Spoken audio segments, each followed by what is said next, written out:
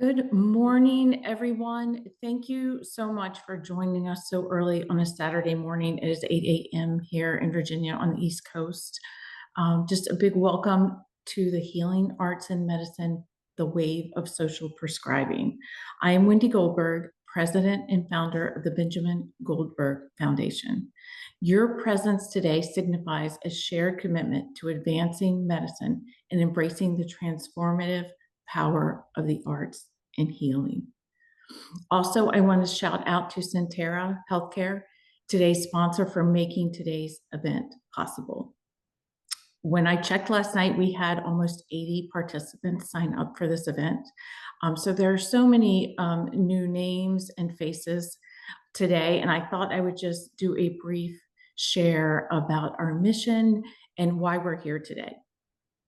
When my son Ben was undergoing treatment for a rare cancer called neuroblastoma, we had the opportunity to explore integrated medicine. But long before I had language for it, Ben was practicing what we now are talking about today, social prescribing. He often prescribed for himself, listening to music through his signature headphones. He instinctively knew what he needed to feel better in a moment, even when so much was beyond his control. At the Benjamin Goldberg Foundation, we often say that these experiences did not change the outcome, but they profoundly changed our story.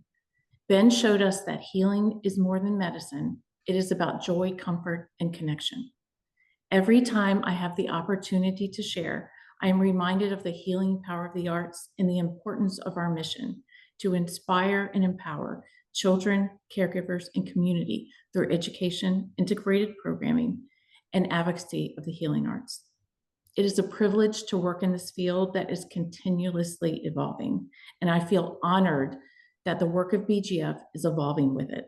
Once again, welcome. May this conference be a catalyst for new ideas, collaborations, and most importantly, a celebration of the healing arts and medicine.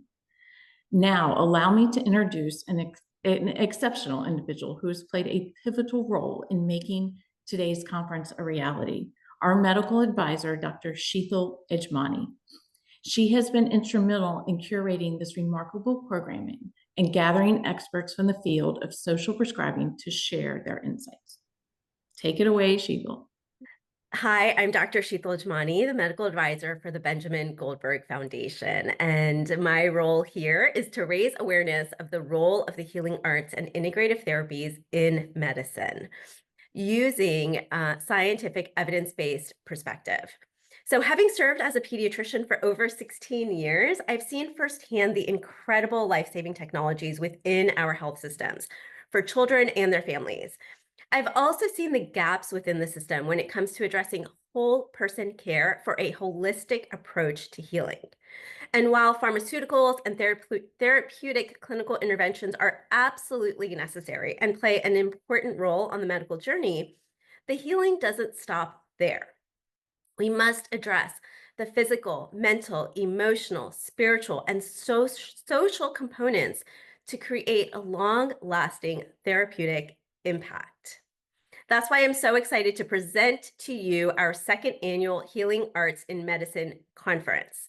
This year's theme, the Wave of Social Prescribing. Jennifer, we can advance the slide. The Wave of Social Prescribing will give you an in-depth look at an innovative approach that's gaining worldwide traction to address the holistic needs of patients, individuals, and communities. Today, you'll hear from 4 experts who are leading change to move this initiative forward right here in the United States. You'll learn about the global movement around social prescribing, the evidence that supports its effectiveness, clinical applications of this model, a pivotal pilot project for arts prescriptions in the US. You'll also have the opportunity to engage with our speakers directly through a panel discussion towards the end of the morning. Before we go any further, though, I would like to go over some housekeeping logistics.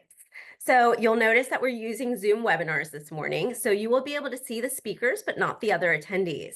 We still want this to be a very interactive and engaging morning together.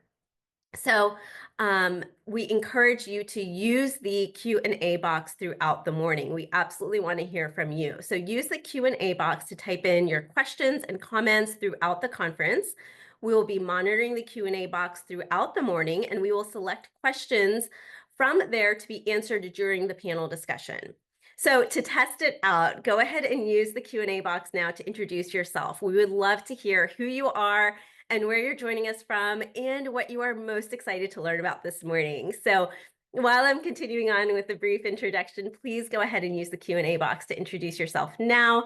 We can test it out, and we would also just love to hear from you and learn more about you this morning. Now, with Zoom webinars, please be patient with us during the presentation transitions, as it may take a moment for us to bring up our next speakers. I also want to point out that we have a 15-minute break built into this morning. You'll see that on the agenda on the screen, so that you'll have the opportunity to stretch out, grab a snack, refill your coffee if you need to. And before we hear from our first speaker, and as you are using the Q&A box here to introduce yourself, I would like to go over some basic definitions to set the stage for the rest of the morning, to set the stage for what you'll be hearing from our other speakers. So starting off with this definition of health from the World Health Organization. So the World Health Organization defines health as a state of complete physical, mental, and social well-being, and not merely the absence of disease. I love this definition because while the current healthcare paradigm in the United States is focused on disease mitigation and can often be seen as sick care, true health is defined by the World Health Organization, encompasses so much more than that. And this is where the healing arts, social prescribing, and arts prescriptions can play such a critical role. Now, what are the healing arts? The healing arts are creative practices that promote healing, wellness, coping, and personal change. Traditional healing arts therapies include music, art, dance, movement, poetry, writing, and drama. Further described by the Montefiore Health Systems, and I quote, "Incorporating the healing arts into health is part of a humanistic perspective, one that acknowledges the role of beliefs, emotions, stress, social connections, environmental factors, creativity, and spiritual connection in health and well-being. It takes the broadest view of healing, that health is not just the curing or absence of disease, but the fostering of positive opportunities for self-knowledge, growth, and resilience. Successfully implementing these powerful therapeutic modalities into our health systems and healing journeys requires a multifaceted approach. This is where social prescribing comes in. So what is social prescribing? Social prescribing is an innovative approach that connects individuals to activities, groups, and services in their community to address practical, social, and emotional needs that impact health and well-being. This model recognizes that many factors contribute to a healthy life, including things like spending time in nature, engaging in the arts, and community events. What this does, among other things, is it empowers individuals to play an active role in identifying their own needs and improving their well-being. Now, there are 4 aspects of the common understanding of social prescribing, or the CUSP framework, that has been defined in the literature. And you'll see these 4 aspects on the screen here. These involve a trusted identifier, a connection process, connectors, and monitoring and reporting. So a trusted identifier is a trusted individual in a clinical or community setting who identifies a person's non-medical, health-related social needs. Then there's the connection process. So the identifier then connects the individual to non-clinical community supports and services through what's called a social prescription. Then there's the role of connectors.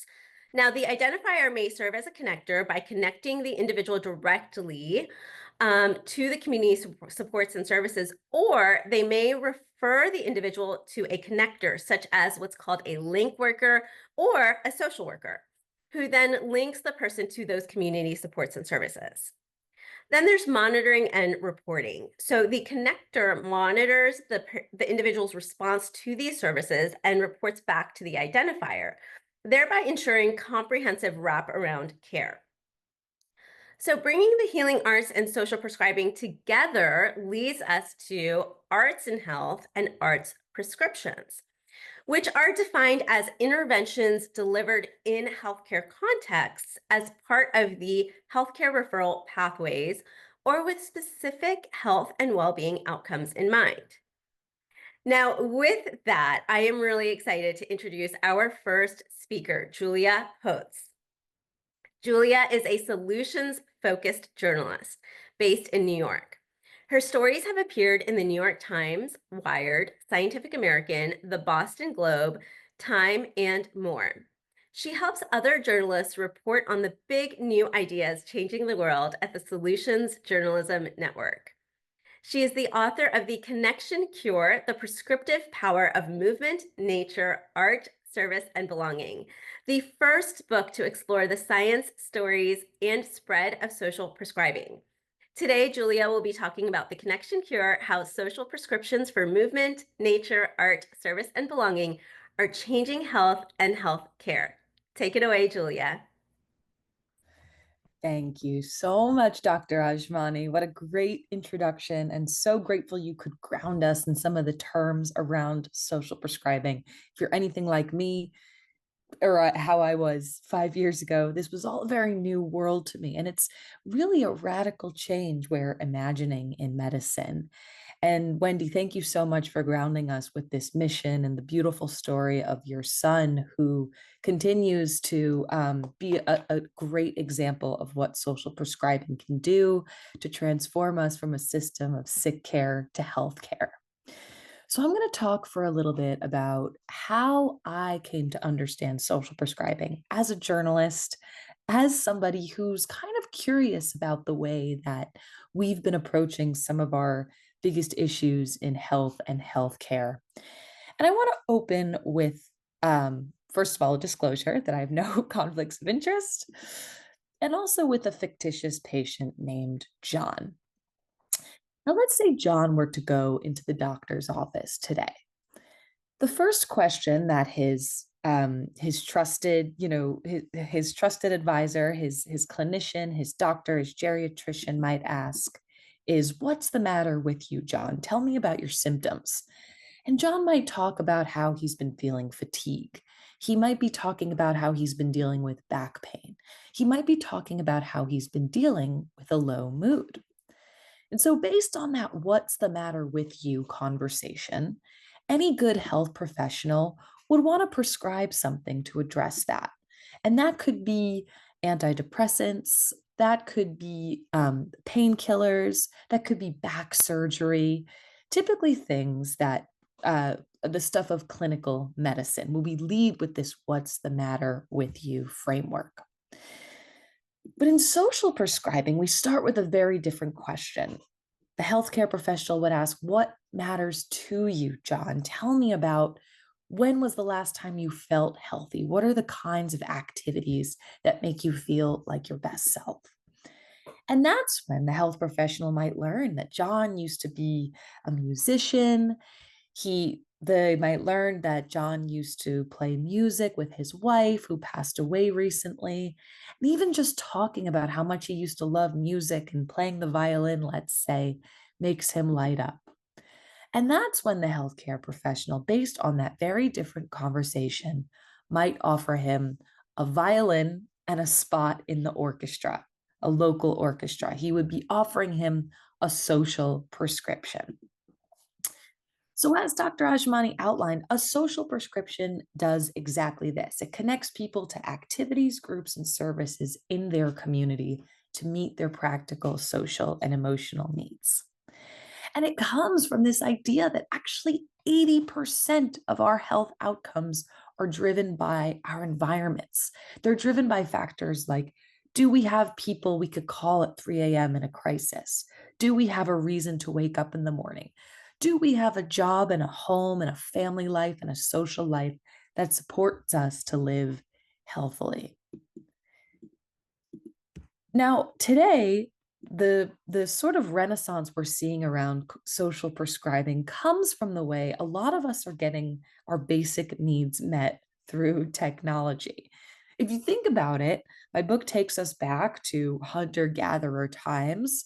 In order to survive, we had to interact with people and the world around us. We had to move our bodies. We had to pay attention to nature. We had to engage with some kind of storytelling practice. It's amazing in this conference on art and healing. I mean, we could trace cave paintings and storytelling circles back tens of thousands of years. And most importantly, we lived our lives in groups. We had a sense of service to the group and a sense of belonging among them.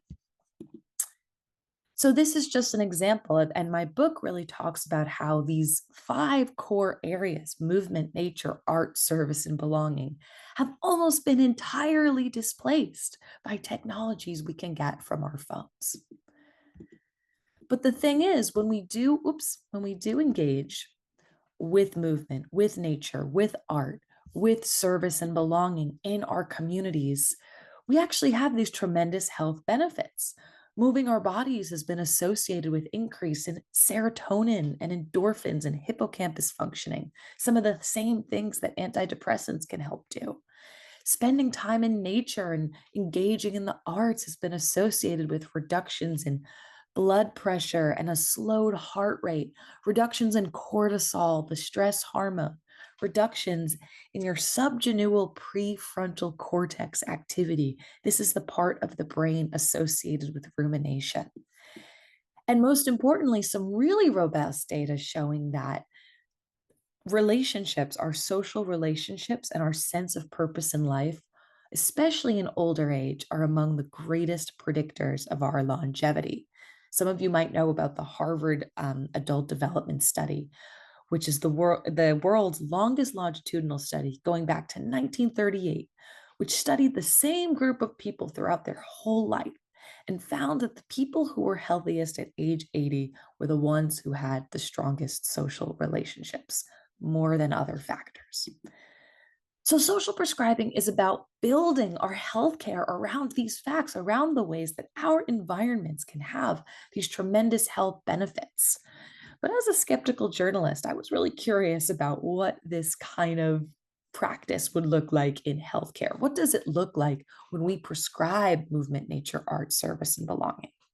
And so in my book, I go around the world and I meet all kinds of people benefiting from this. These are the real life Johns, you could say. So the first person I met was in the UK, which, by the way, is where the social prescribing movement originated. We'll talk a bit about that soon. And I meet this lovely man named Frank. And throughout his whole life, Frank had gone through the healthcare system with this lens of being reminded of what was the matter with him. He'd been dealing with type 2 diabetes. He was a truck driver. He'd been dealing with loneliness. And because of his lifestyle of truck driving, he'd been prescribed insulin. Beyond that, he was sort of bored and lonely and fed up with his life.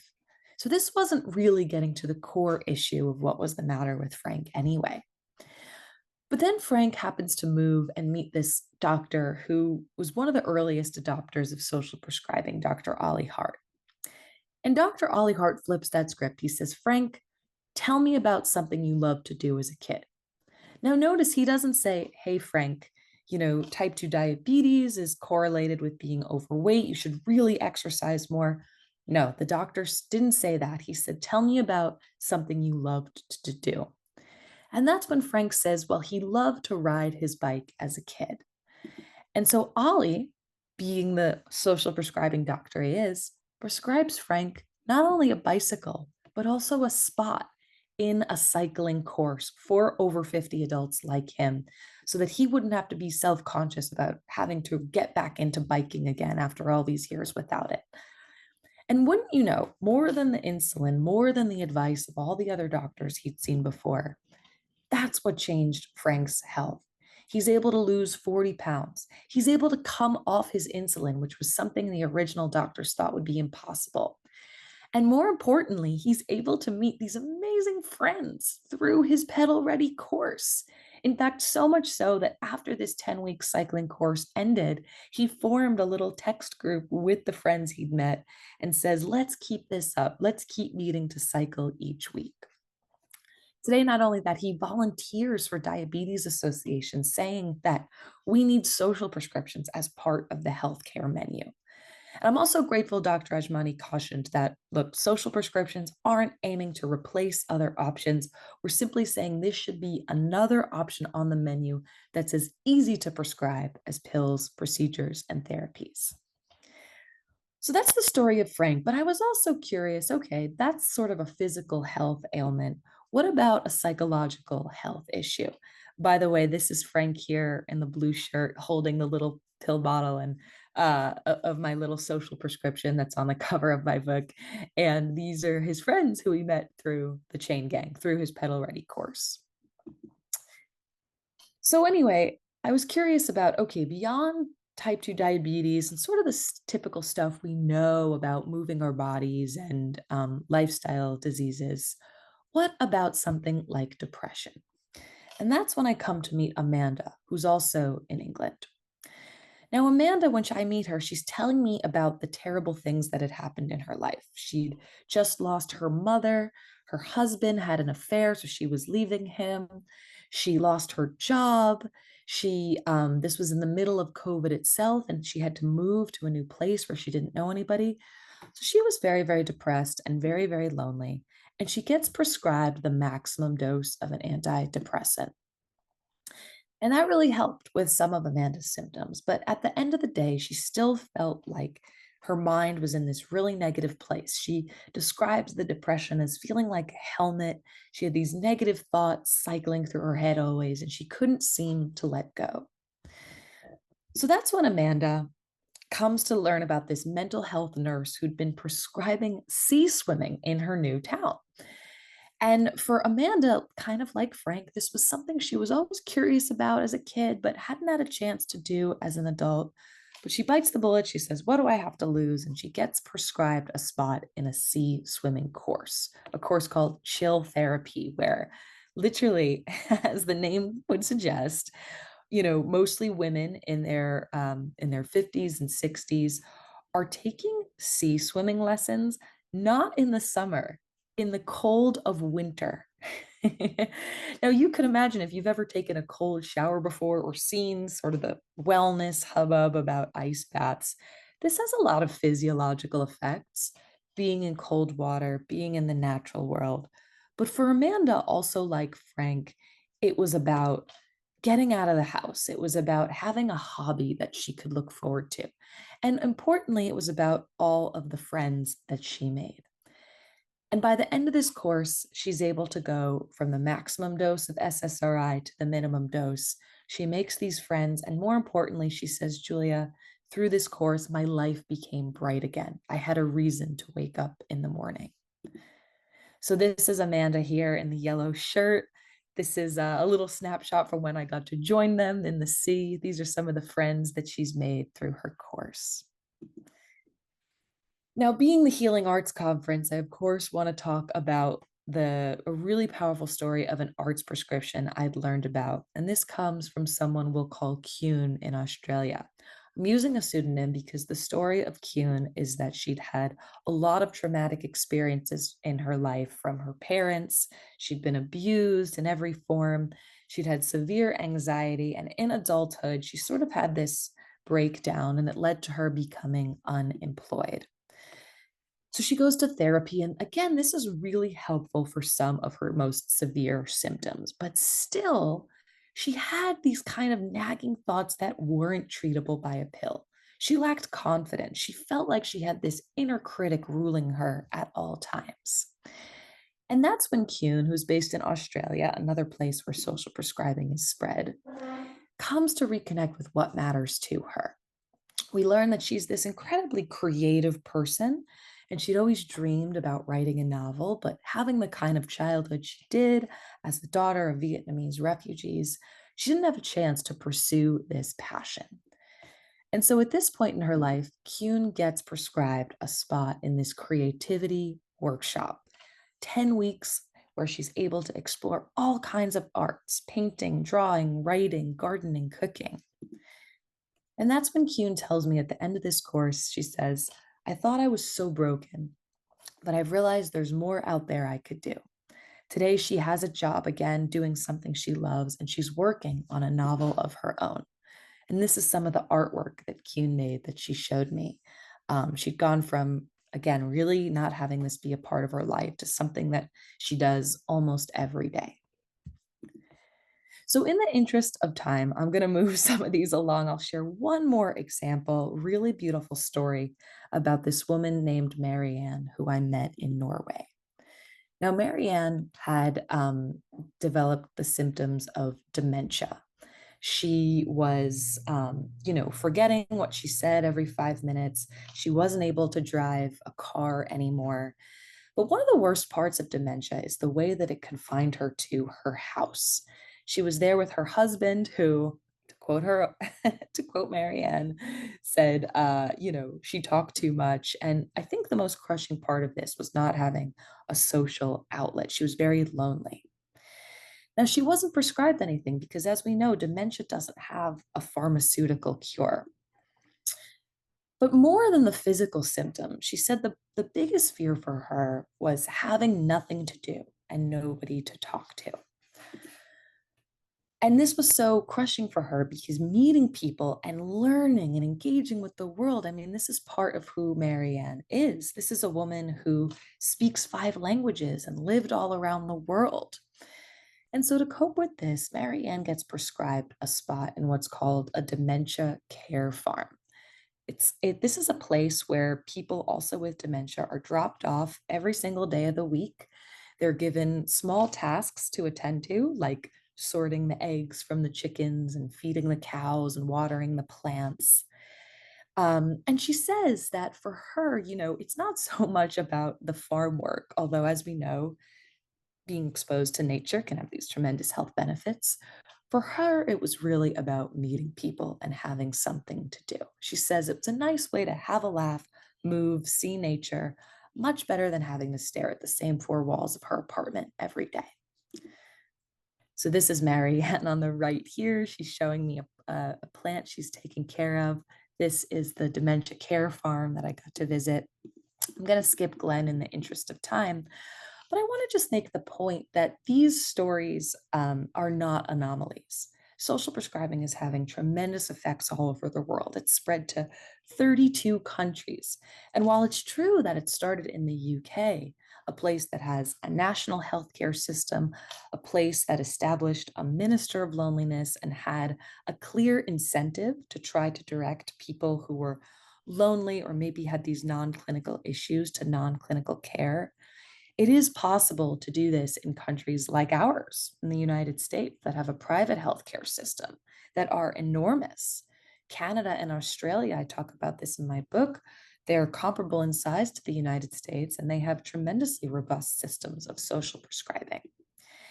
And the reason why, from a healthcare perspective, is not just about the improved outcomes around things like depression, anxiety, ADHD, chronic pain, dementia, type 2 diabetes.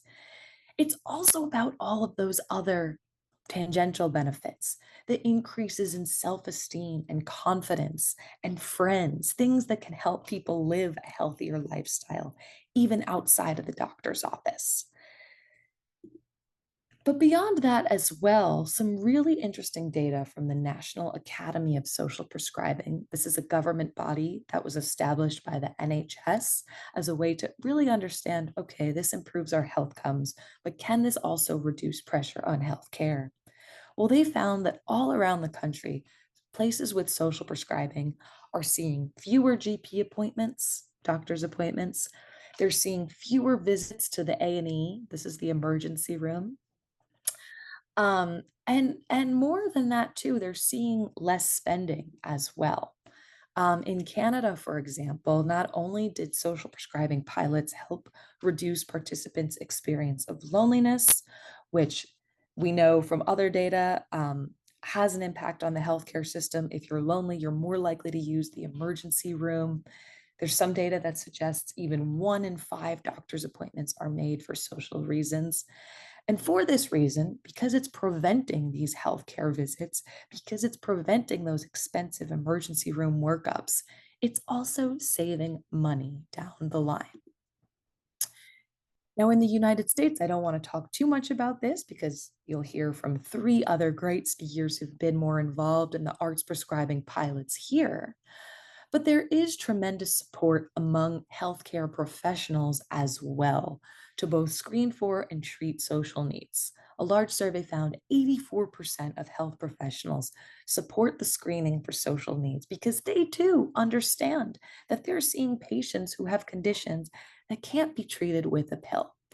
And this quote over here comes from one of the arts prescribing pilots that I believe maybe Dr. Sankey and Ali will talk more about.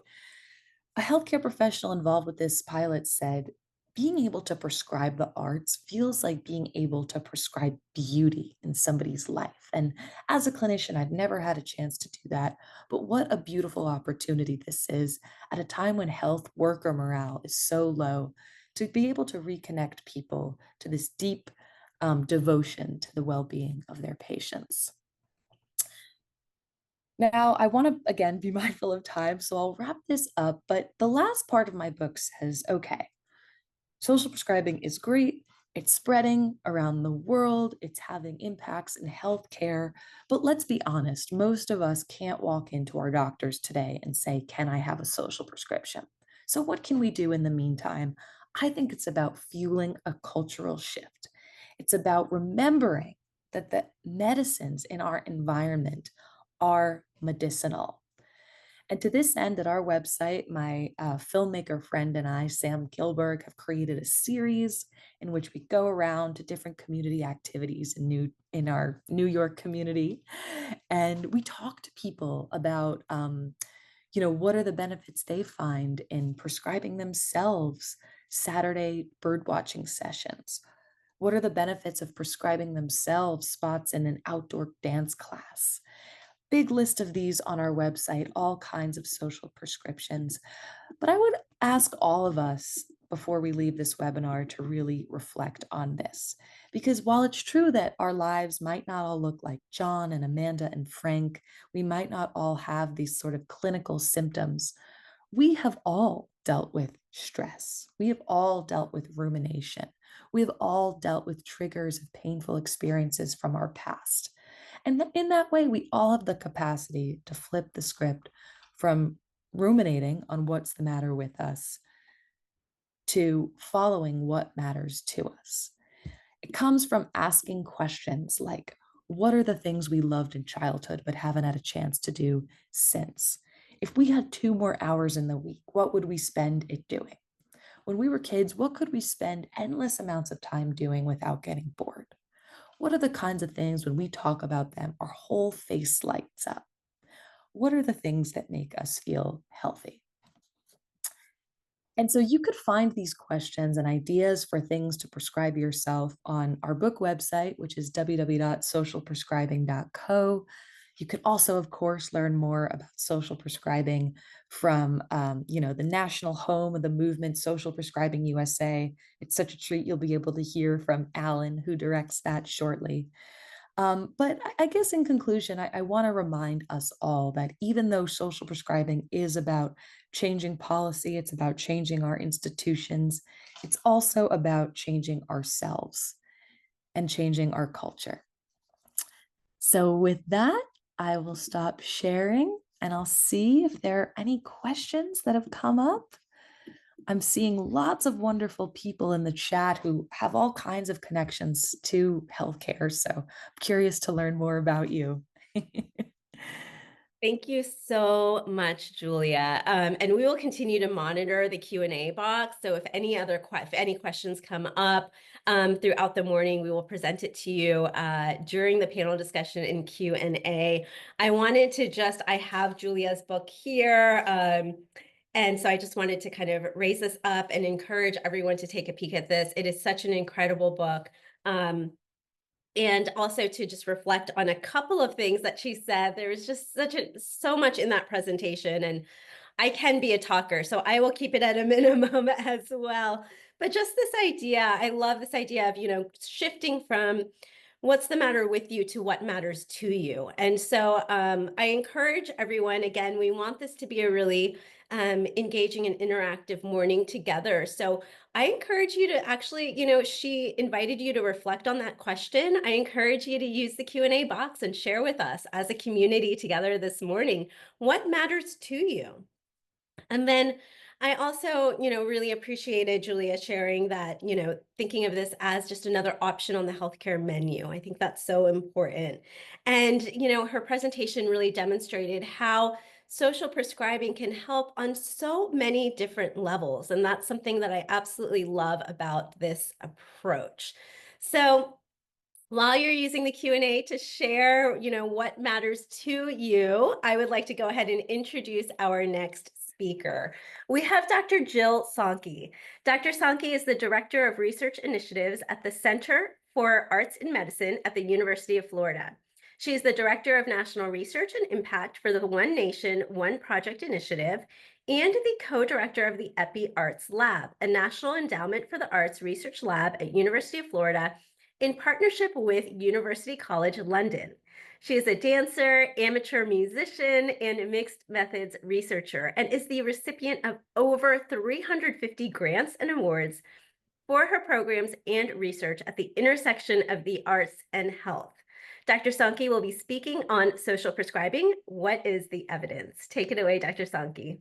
Thank you so much, Dr. Ajmani. It's really a pleasure to be here today, and it's always a pleasure to share space with Jules and Alan and Allie. Jules, I really appreciated your presentation so much.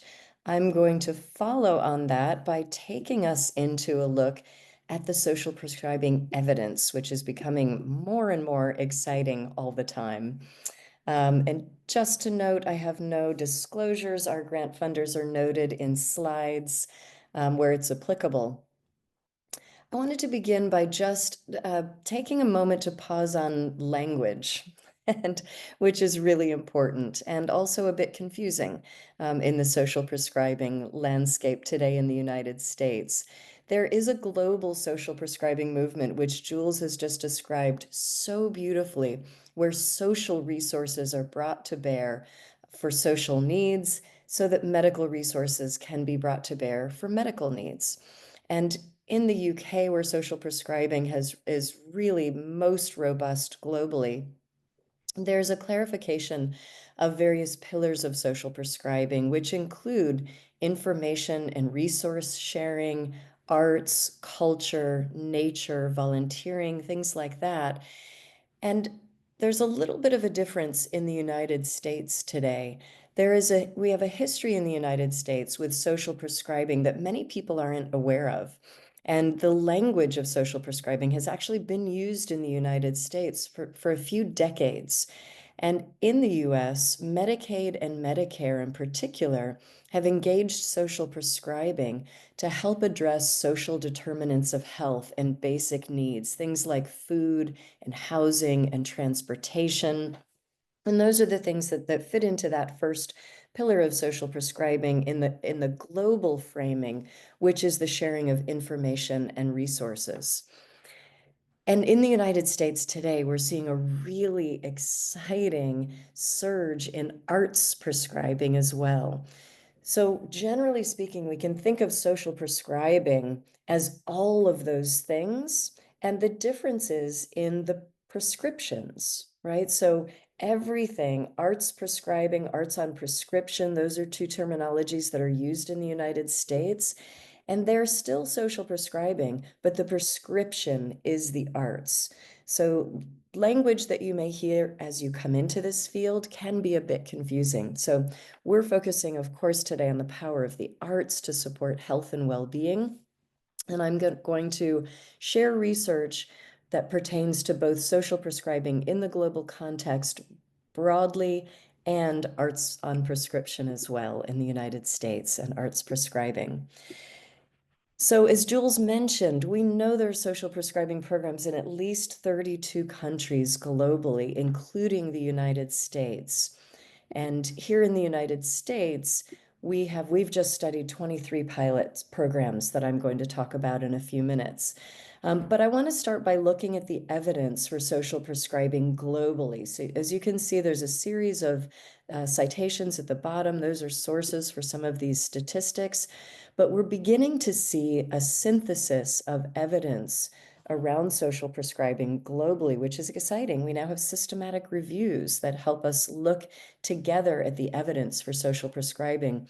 And there are lots and lots of studies. One of the tricky things is that a lot of different things are measured around social prescribing, and that's because social prescribing can do a lot of different things. And so as we're synthesizing many studies of many outcomes, we're just beginning to see some patterns of key aspects of health that are being, and of healthcare, that are being impacted by these social prescribing and arts prescribing programs. One of the most beautiful ones, and Jules illustrated this so beautifully, is happiness. People who engage in social prescribing programs are reporting increases in happiness, in some cases up to 42%, which is really beautiful. Psychological well-being and well-being in general is one of the things that social prescribing is really aiming at, a very holistic sense of health. Dr. Ajmani shared that beautiful WHO definition, which is all about well-being. And we're seeing measures of quality of life indicating significant changes as well. People who participate in social prescribing programs are reporting up to 45% increases in quality of life. We see a lot of research that are showing positive outcomes related to mental and physical health. No surprise, things like body mass index and physical health and activity are engaged through social prescribing. Autonomy as well. People feel a sense of competence around their own healthcare. Jules described how social prescribing is about co-producing health, right? Thinking together with your health, with your care providers about what matters to you. So we see these beautiful increases in autonomy, decision-making, confidence, self-esteem related to health, which is incredibly important. When we feel that we have control of our own health, we're more likely to engage things that do matter to us. And we're also seeing studies that show significant reductions in anxiety and stress, in loneliness and social isolation. And these next statistics are really important because they're really helping to drive policy and uptake of social prescribing globally. Studies are showing 39 to 42% reductions in visits to general practitioners. So we do want people going to their GPs, but when people don't need medical interventions, we actually experience a burden on our primary healthcare systems and on our emergency and trauma care systems when people are seeking care there, when what's really needed is things like social connection. So really significant impacts there that are driving long-term cost savings in healthcare, and also improvements in social return on investment. And that's the financial value that's given to better health, people remaining in the workforce, right? Things like that. So really exciting outcomes. And I just want to go back a second and point to the bottom of this slide. The National Academy for Social Prescribing in the UK is a really excellent source for this sort of evidence that you can find. And there's also other things that are being reported as a result of social prescribing programs. Healthcare providers are experiencing a better sense of purpose and increases in their sense of purpose, which is beautiful when they can link people to what really matters to them. We're seeing increases in volunteerism and community engagement, community pride, and that autonomy and competence that I mentioned before comes from that shift from patients being passive recipients of care to co-producers of their own health and well-being, and being empowered to make their own decisions, to build skills that help enhance their well-being, and to feel that they matter and belong in their communities. So I want to take a few minutes and talk about some evidence that we're producing in the EpiArts lab. I co-direct the EpiArts lab along with Dr. Daisy Fancourt at University College London. We're a National Endowment for the Arts research lab, and we've been studying relationships between arts participation and health outcomes for the past 4.5 years. We have for the past 2 years been really focusing on social prescribing. And along with our large cohort studies that associate arts participation and array of health outcomes, we've undertaken 23 case studies on social prescribing programs and pilots in the United States. We've just completed an implementation science study that looks at barriers and facilitators, what works, what are the challenges in social prescribing in the US. We've developed a set of key common outcomes for social prescribing, and we're just finishing up the development of a core outcome set for arts approaches to social isolation in the United States. So key common outcomes and core outcomes are ways in which researchers in any particular field are encouraged to study key important outcomes so that evidence can be synthesized, so we can put findings together and have evidence that can help drive investment, evidence-based practice, and policy. So I'm going to share a few of our outcomes in some of these areas.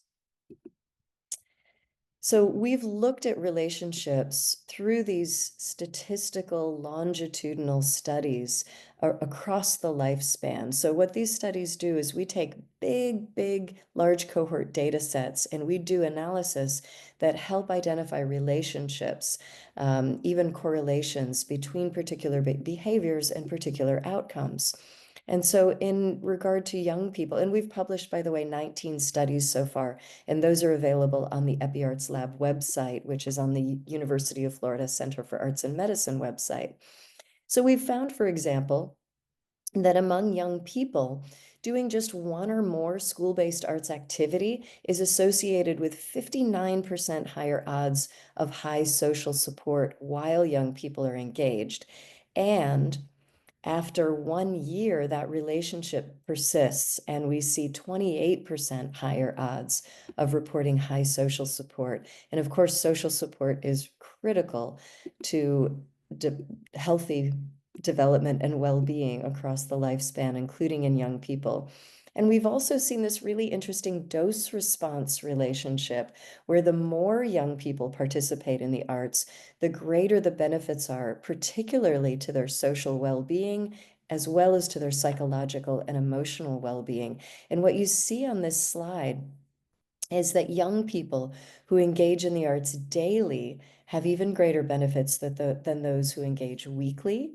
And they have even stronger benefits than those who engage monthly. Now, I want to note that we see across the lifespan some differences here. Sometimes in older adults, more arts engagement doesn't have the same outcomes, and we think that's because we're beginning to detect people who are maybe professionals in the arts. And so there's a little different relationship there. But across most of the lifespan, we see this beautiful dose-response relationship, and much research globally has shown that there's a sweet spot in participating in the arts once a month or more. In the UK, for example, people who participate in the arts just once a month or more, going to museums, galleries, performances, are 48% less likely to be depressed, for example. When we look at adult findings in the United States, we've found that older adults who spend time on creative hobbies have about 20% less likelihood of being depressed. So there's a very beautiful relationship that's been detected globally between arts participation and depression and prevention of depression. We also see in older adults a beautiful relationship between arts engagement, again, that once a month or more is a sweet spot, and healthy aging. And that means the absence of chronic disease and the presence of good physical and mental emotional well-being. In one of our studies, unadjusted, we found that people were 80% more likely to report healthy aging if they participate regularly in the arts. Right now, there's tremendous interest in social prescribing. We have just written up a manuscript, which we will shortly submit for publication, but I'm giving you a sneak peek of this really exciting finding. We partnered with Americans for the Arts and designed the question you see on your screen, asking people if your doctor wrote you a prescription to participate in the arts to improve your physical or mental health, how likely would you be to follow that recommendation? And in this sample of over 3,000 people, 76% said that they would be likely to follow that recommendation. And so in this study, we've drilled down who that is, where those people are. Are they people who participate more in the arts? Are there influences related to gender or age or other demographics? So again, that's forthcoming, but we were thrilled to see 76% of people saying they would be likely to follow a prescription for social prescribing in the United States. This is also supported by findings that I just shared yesterday. I'm in Dallas at the One Nation, One Project capstone convening, and I shared our research findings. So another sneak peek, this is not yet published. We conducted a national survey and had 10,088 responses. And this survey is showing us how much people understand the relationship between the arts and social cohesion and well-being. So in this sample, 66% of people had participated in the arts in the past 7 days and 44% hadn't. And almost 94% agreed that arts participation builds social cohesion in their community. And 96% agreed that arts participation improves well-being in their communities. And just under 90% said they want to participate in the arts more to improve their well-being. So we did the survey to generate advocacy data so people can advocate in their communities for more investment in the arts and opportunities for arts participation, including social prescribing and arts prescribing. So these data will be available shortly as well. So I've referred to our case studies.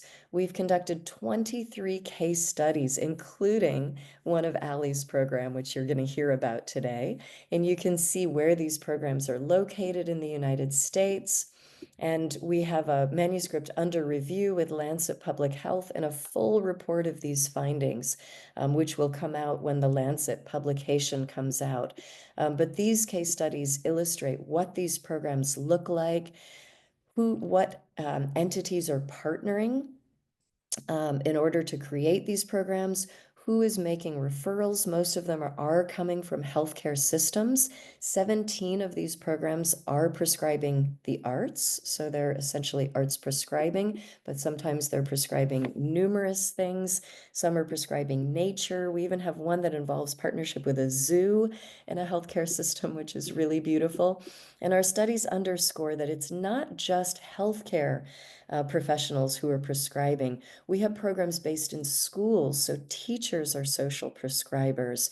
And as Allie always articulates so beautifully, citizens are social prescribers because we remind one another that we can access the arts and other social modalities to improve our health and well-being. So I've just talked ahead of my slides, but you can see some of what I just referred to here. Most of, again, about 9 health partners leading these programs, arts partners, even business entities, organizations are involved in these programs. So I'm going to keep moving ahead here. So we also found and articulated some of the key enablers and barriers to social prescribing programs in these case studies. And we saw, and this again comes through in what Jules has talked about already, that relationships are at the heart of these programs. So we really saw in these programs that relationships between stakeholders are really important, and also relationships with a trusted individual like the link worker that Jules described is really important. We also saw that adequate staffing, people need to be paid and have time allocated for these programs to be successful. And this is a beautiful finding that came across in our implementation science studies as well as our case studies, that these programs really need to align with participants' health and well-being goals. And again, this comes back to what Jules described, that relationship, that question, what matters to you, right? We need technology to support these programs and welcoming environments. We also found in our implementation science studies and science studies, or case studies, that barriers include lack of understanding of the purpose of social prescribing and of social prescribing in general. So the general public doesn't yet understand what social prescribing is. And we're hoping that that will begin to change soon. And again, Jules' book is such a huge part of how that change is going to happen. Difficulties with technology is one of the things that was cited as well, and practicalities like childcare, transportation, getting to the things that are prescribed are often noted as barriers there. So we also conducted, as a part of our suite of studies, a mapping review of what outcomes are studied in the United States. So we looked first globally at outcomes that are studied, and you can see here that we mapped 278 different patient outcomes being studied and 69 different system outcomes being studied. And you can see categories of how those are distributed. But again, this underscores the breadth of benefits that social prescribing can have, as well as the breadth of outcomes that are being studied. And again, that's both an asset and a challenge to research in this space. So in our implementation science study, we looked at 9 programs. We included 34 different stakeholders who were involved in the programs, including program participants, in a series of surveys and interviews. So we really got very granular, in-depth information from these folks. And we learned, again, very much like the case study outcomes, beautiful alignment, the importance as a facilitator of that caring point person, of cross-sector collaboration, of alignment with patient interest and goals, again, activities that cultivate social connection. So that was a really interesting distinction, not just maybe going to a film by yourself or a gallery by yourself, but making sure that social engagement is a part, going to group activities. And many programs even provide 2 tickets to things rather than 1, or 2 spots in a program so that a participant can bring a family member or a friend. Accessibility and convenience are really important, making sure that it's reasonable for people to get to things, and also welcomeness and inclusivity. And in regard to arts prescribing, this is important because not all cultural institutions are welcoming or accessible to everyone, and not all programs are made for everyone. So that accessibility and inclusivity is really important. And again, lack of understanding of social prescribing came up here, as well as inadequate funding and personnel support. So there's not yet a trend in how these programs are funding. In the United States to date, most of these programs are actually funded by arts funds. So we see in Massachusetts, for example, there's been a big investment in social prescribing from the State Arts Council. So right now, in the social prescribing, arts prescribing programs we're tracking, we're seeing arts support. So we're hoping to see more support from the healthcare sector growing in the future. But staffing is a challenge too, making sure that people have adequate time in their job to run these programs. And we need processes, tools, systems, terminology, those sorts of things in order for social prescribing to really thrive more fully. So I wanted to lastly, in terms of the suite of studies I'm sharing, also share with you the key common outcomes for social prescribing that we're developing. This work is under review as well, but just a sneak peek. Interestingly, there's some differences in the outcomes that I just showed you that we mapped. And this study was undertaken through a Delphi method process. So we did a series of surveys and a series of focus groups. We talked with people who are engaging in social prescribing through their work, so experts in social prescribing, as well as people who are engaging as participants in the program. And we asked people what they thought should be measured, what's really important to measure in terms of understanding the benefits of social prescribing, but also driving investment, evidence-based practice, and policy. And well-being was right at the top, social connecting, coping and resilience, social determinants of health, loneliness and belonging are there, health self-efficacy, right? That confidence and autonomy that I talked about earlier, the management of illness and conditions, the user experience, we have to evaluate these programs as well, and benefits related to physical activity. And system outcomes, health equity came up at the top, which I was really, really pleased with. Return on investment, health system cost savings, system utilization, workforce outcomes, like how does this help our health providers, and impacts in the health system like we're seeing studied in the United Kingdom. So this is really great direction for the field, and we're going to disseminate this work and hopefully build on it to build measures that people can use to assess these particular things. So just to close, I wanted to underscore that all of this research, I hope, will drive what I think is really important as the potential for social prescribing to be a systems alignment kind of practice, right? Cross-sector collaboration, and also to help us reallocate resources that now are going to medical interventions that are often unnecessary. The risky, high-cost interventions that are being brought to bear because the health system lacks a consistent way to refer people to social supports and to non-medical resources. So social prescribing has a tremendous potential for resource reallocation and for cost savings. And in the United States, we spend a lot of money and get poor outcomes relative to the investments of other countries that do often invest more in holistic interventions. I also anticipate that social prescribing, like is happening in other parts of the world, will have impacts on wellness and prevention. It's really what it's about, helping to link, in particular, people who are and underinsured to wellness and prevention that people who are more insured have more access to today. And in that way, and in other ways, social prescribing is really about advancing health equity, right? Making sure that everyone has access to wellness and to opportunities to have good health.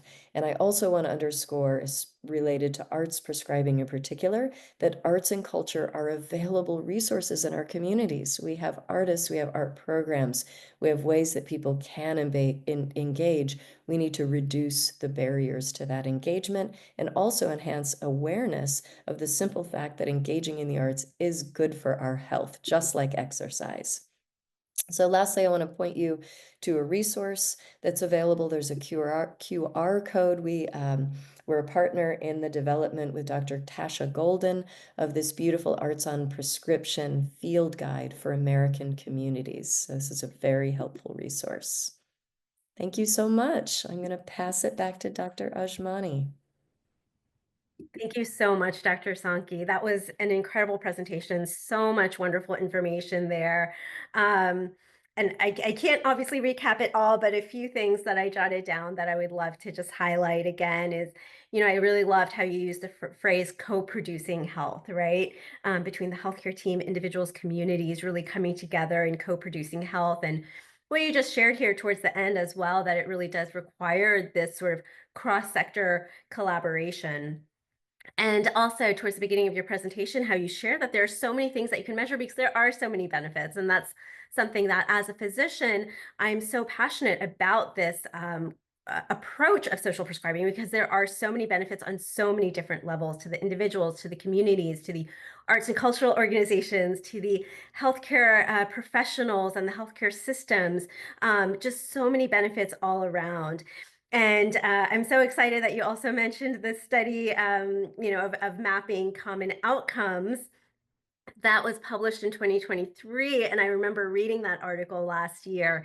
And at the Benjamin Goldberg Foundation, we are currently working on developing a pilot program here in Hampton Roads, Virginia. And so that was just such a wonderful reminder for me, and I would share this for everyone who's tuning in today to check that out, especially if you are starting to think about creating a program within your region as well.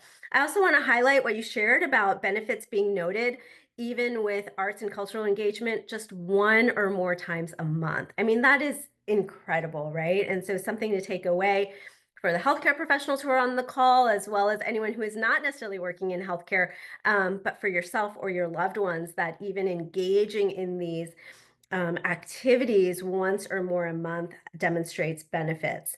I also want to, I also love that you shared with us a lot of these barriers and really highlighting how accessibility is such an important factor in addressing this, right? It's not just that the resources are there. It's like, how can we, the social prescribing model is really looking at how can we make this more accessible to all communities and to all individuals who need it the most, particularly those who need it the most. And so thank you for that. A note for everyone who's tuning in, I am keeping an eye on the Q&A box, so keep those questions coming. I am noting them, and we will try to get to as many of those questions during the panel discussion and Q&A session at the end. So please keep those coming.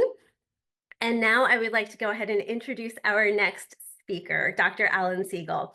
Dr. Siegel is the co-founder and executive director of Social Prescribing USA, concentrating on strategy, communication, and development of their community of practice and building a network of health professional champions. In 2023, he completed a grant for the California Healthcare Foundation to create a model for social prescribing in a county health system. Dr. Siegel started as a family physician at Kaiser Oakland in August 2024 and has worked to initiate and spread social prescribing at Kaiser. He worked within the Bay Area's Contra Costa Health for the previous 25 years with a concentration on medical education. Dr. Siegel pioneered many new programs related to social prescribing for his county health system, including directing an arts and health program for patients and staff as a member of the staff wellness team, and helping to start one of the first West Coast Health Leads program to address social determinants of health. As a 2019 UCSF Champion Provider Fellow, Alan ran a grant-funded full-spectrum Nature RX program. He was a founding board member of the National Organization for Arts and Health, where he concentrated on bringing the arts to healthcare workers and building regional networks. Today, Dr. Siegel is going to be sharing with us transforming U.S. healthcare, integrating social prescribing into healthcare practices. Welcome, Dr. Siegel. Go ahead and take it away.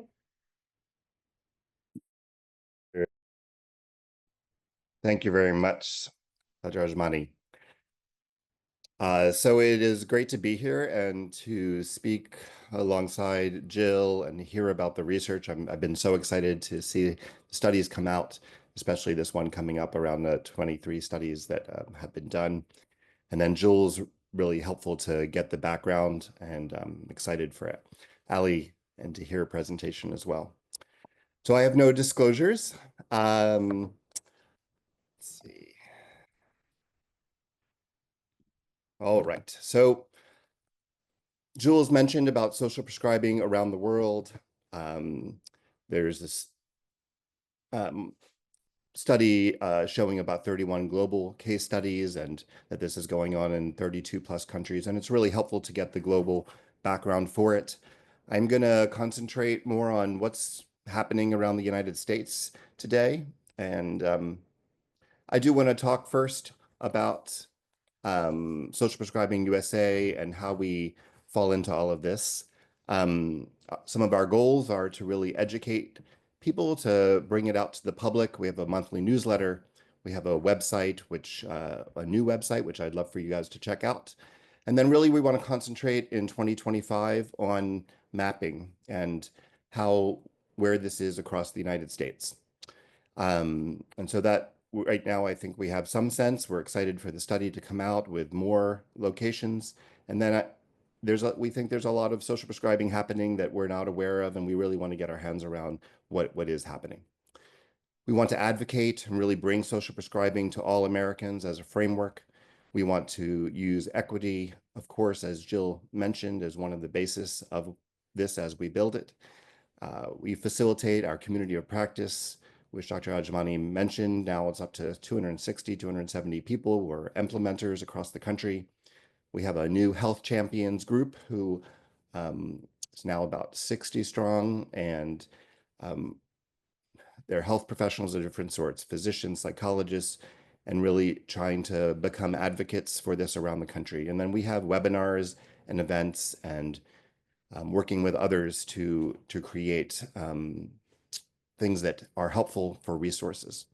And then we are leading to try to identify best practices. As Jill mentioned, this is critical. And I think that's going to be some of the work that happens in the United States to be able to really move this to the next level, trying out different things around the country as people are doing in a grassroots way and being able to identify what really works and what might work in different systems.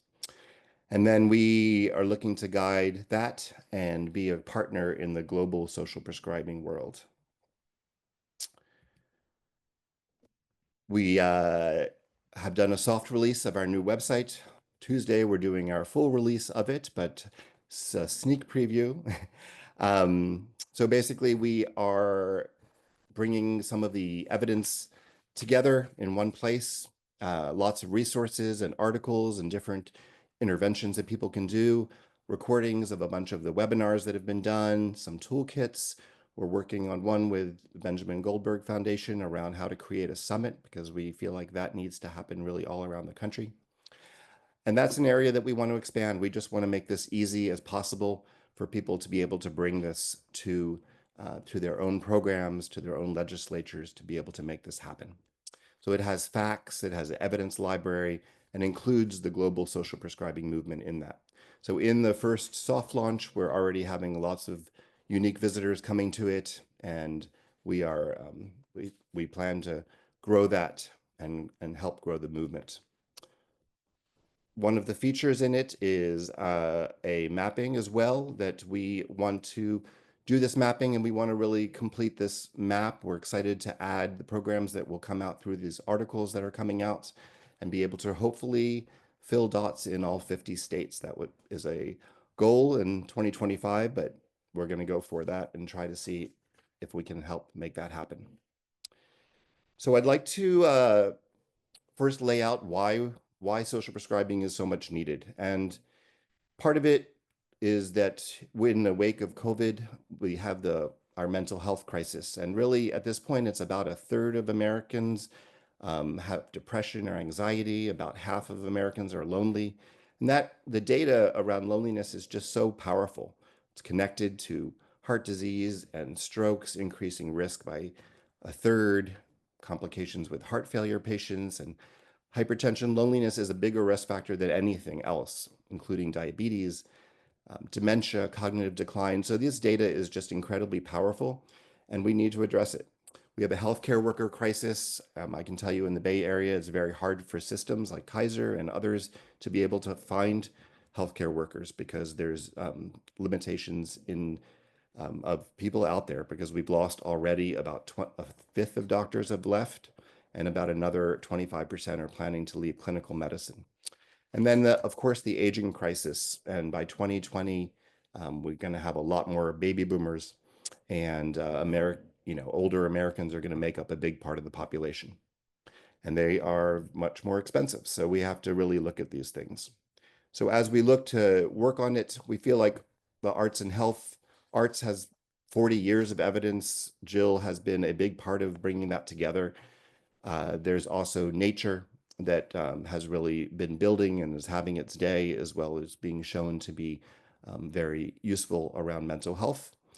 Around our loneliness crisis, I think they mentioned they're ministers of loneliness, and now have in Japan and the UK, and that social prescribing is, lots of people are identifying loneliness as a problem, but social prescribing really is one of the answers that we can really bring to this crisis.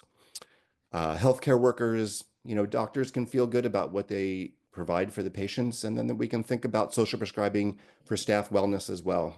And then our aging crisis, and really in an article of in Forbes magazine, they talked about um, that this is one area we really need to bring from other countries to be able to address it. So I want to go back for a moment to where my fire was lit around this work about 30 years ago now. So I was I got to go to medical school, really my first choice of medical school. And then I got to go to my first choice of residency, University of Virginia. Things were cruising along. I got engaged, and then the engagement went south, and I was really carrying the weight of a lot of responsibility as a resident. Really, when you're a resident, you're in a fishbowl situation where everybody is watching you. It's a hard time to be getting into a major depression. But really, for the next 6 months, I had some of the lowest time in my life. And so I felt what you lose. I lost my fellow residents. I lost my faculty connections, the people that mattered to me in my life. And I lost aspects of me that mattered to me too. And I left University of Virginia. Wasn't sure exactly what I was going to do, but then I did a year filling in around the country. I went to Arizona, spent a lot of time in nature. I went to the state of Washington. I went to the Bay Area and fell in love with that and decided that's where I needed to move. I also played a lot of music. And so basically I did my own social prescribing as they mentioned earlier. And that was really a powerful experience that has never left me. And so as we think about all these problems in healthcare, is this really all that we have to offer? Is just therapy and medication. And this is a daily thing for me because I see so many patients who are depressed, who are anxious, who are lonely. Yesterday, I had a patient who came in severely depressed and really stuck with all kinds of body complaints. And it was just so clear that this was depression and loneliness and isolation. And it just brought back a lot of memories because I was able to share, what I experienced. And sometimes that is helpful for people to see that there can be something better on the other side. So we really talked about that you need to get out in the world, that you need to be able to get in community. And of course, we can use medications and therapy, and I did connect her with those things. But this community and thinking about community as part of the treatment is really part of what the gift of social prescribing has to bring. So when I went along and arts and nature, you know, I appreciated how much that affected me. And when those opportunities arose, I really thought about art and nature as a way to solve problems. So I'm going to share about some of those programs today, some for the first time. And I believe that they are forms of social prescribing, a little different than how we might think about it, but I think it might be useful to just see how this was done when I was doing it in Contra Costa Health. So I had a program called Art of Health and Healing, and I'd like to show some of those. And this is a system that's fully dedicated to care for the underserved. We did a wide variety of things, and I'm just going to talk about some of the ones we did around healing environments and care at the bedside. We concentrated on staff, but I'm going to just mention a few of those programs. This was a program we did 14 years, bringing out staff members to be able to share their gifts around the arts, whether it was performance, we had visual arts, we had acupuncture, we had chiropractic, we did all kinds of things. This is actually one of the residents in this picture singing with my band called the Rhythm Method. And so people got to perform in different ways. They did lovely art, and people got to see each other in very human ways and really get to experience these people when they're not just doing their clinical work. So a lot of people say it was really their favorite day in the county. And so that was very powerful. And these messages have continued onward, that we need social prescribing for the social prescribers. We need to take care of our people if we want them to be able to continue taking care of our patients. There was a moment during COVID where people were paying attention to healthcare workers, and then that was fleeting and gone when the peaks of COVID also were gone. So in these events, really the humanity of people was on display, and that was really also a very powerful message, that one that I want to continue as we move forward with this movement. This was around hope and gratitude, these 4-inch canvases, bringing together people to do things and then bring it together as a mural type thing is just such a powerful thing. So that was one of those things, and we get to have this hanging up in our hospital. I also got the opportunity to help start a Health Leads program. And so Health Leads, we started, I think, one of the two first ones in the West Coast, bringing it from the East Coast.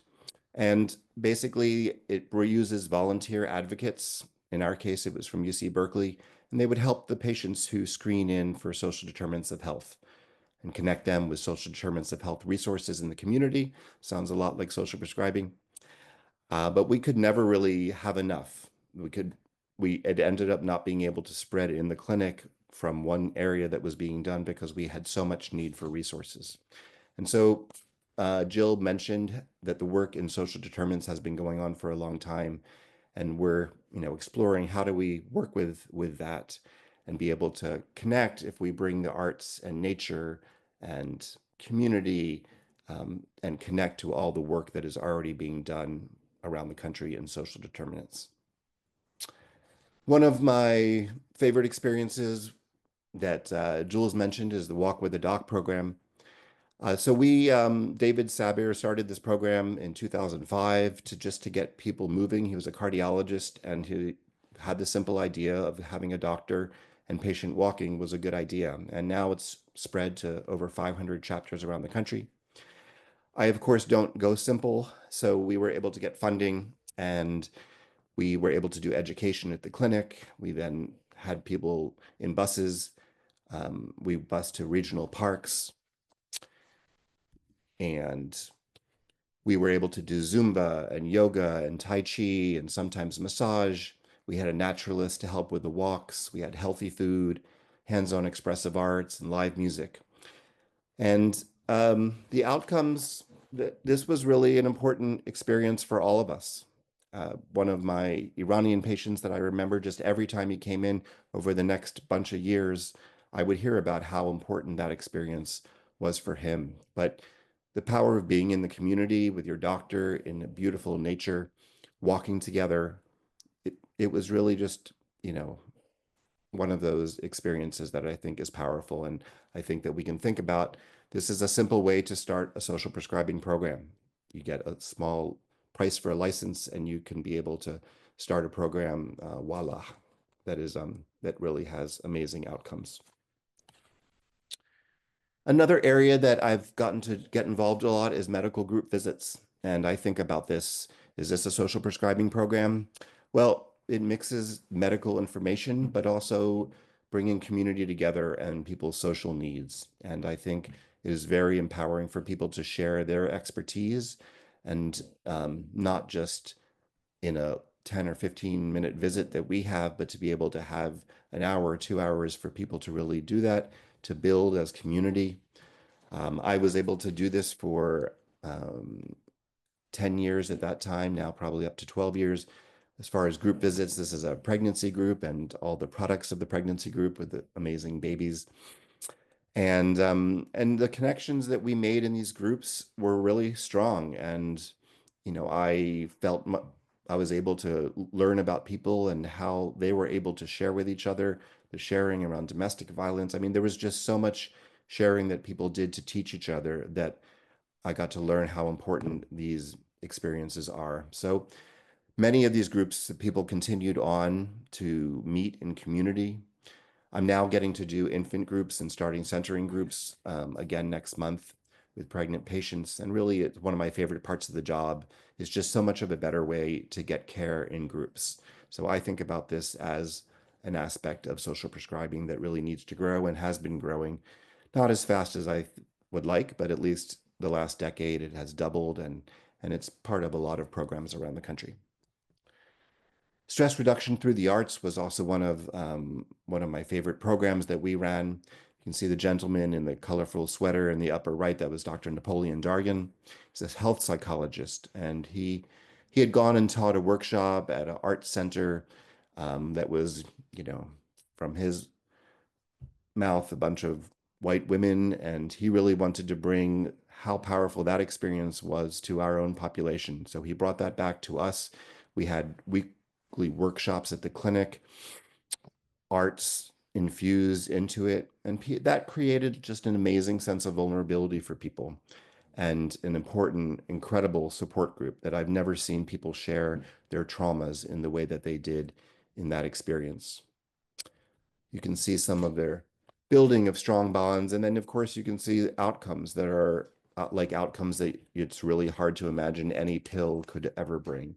But really, anxiety going down from 94% to 22% in this 5-week program, moderate to severe anxiety decreasing, moderate to severe depression decreasing from 56% to 14%. So the power of community, again, comes out in a lot of these programs. So now I'd like to talk a little bit about programs around the country that are going on more in social prescribing and around the world. CarolT, Compassionate Communities, is in 10 different countries. We are happy that it's in our country. It's now had 250,000 social prescriptions. In this country, they partner with Sanitas medical centers, and they do a loneliness assessment in primary care and 60-plus-year-olds. And the community health workers look for free resources in the community, so this doesn't have to cost a lot of money. They find physical activities, they find book clubs, painting groups, language lessons, walking groups, social determinants of health needs, food pantries, shelters, and transport. So really, they have multiple levels of needs. Some people just need to get the names of resources and they do it.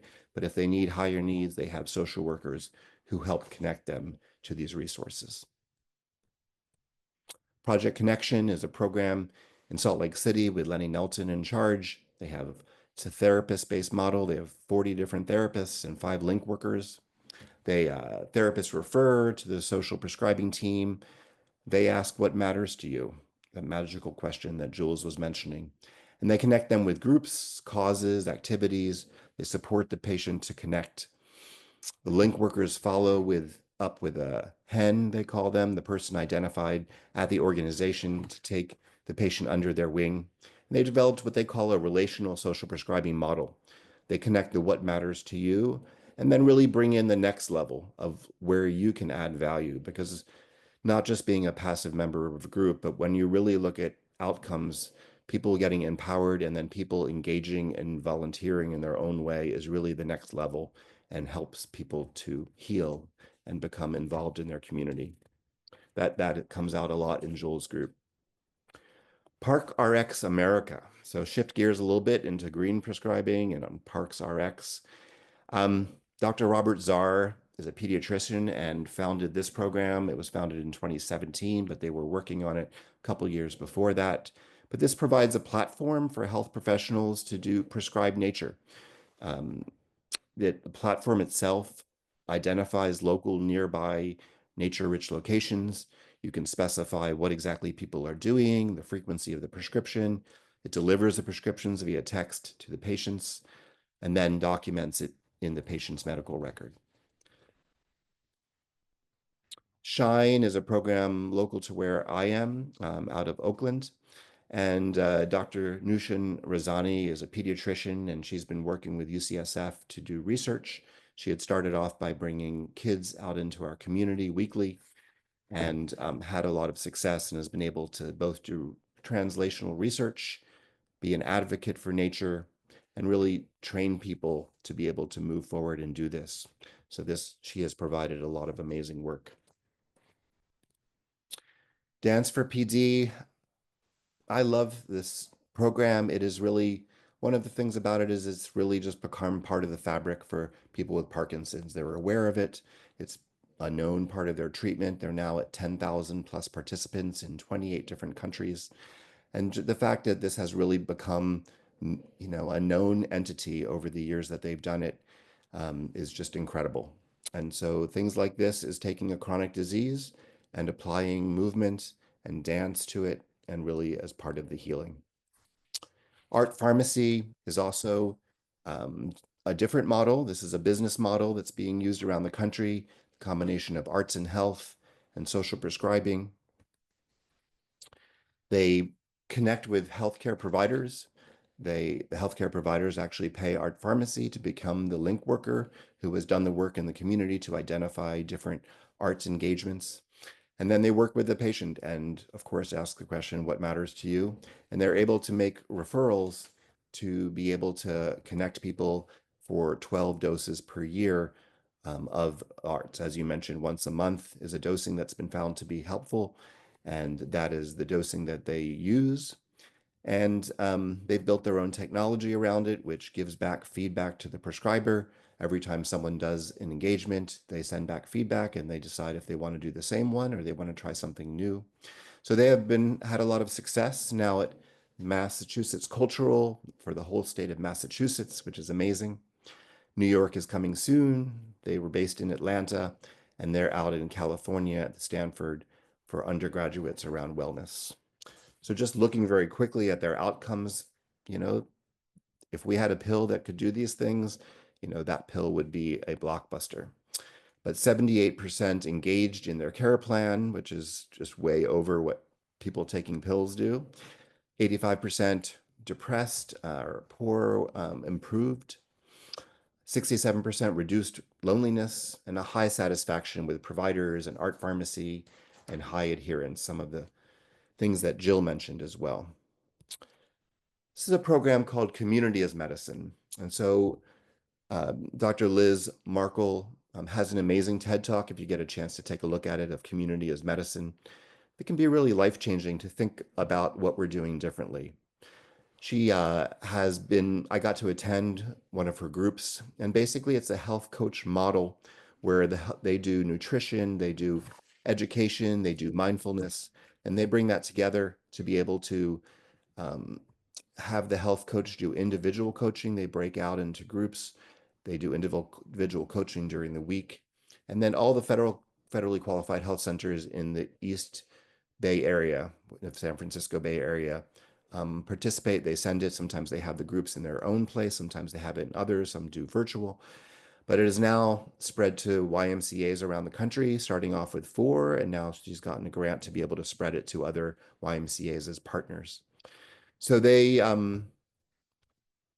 one of the beautiful things about them is that they have been able to have their participants become health coaches.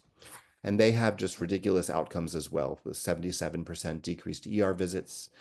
They have increased activity, decreased depression, decreased isolation. And so those kind of numbers are just so impressive. And so this is a model that I'm looking forward to see spreading around the country. Shift gears a little bit with Thrive Local. So this is around social determinants, and they've been screening for social determinants of health. They refer to a navigator. That navigator helps connect with resources on Unite Us, one of the technology units that people are using around the country to be able to connect with the community. We're now meeting with Oakland Kaiser to see how we can bring other aspects of social prescribing in around arts, nature, community into the great work they're doing with social determinants.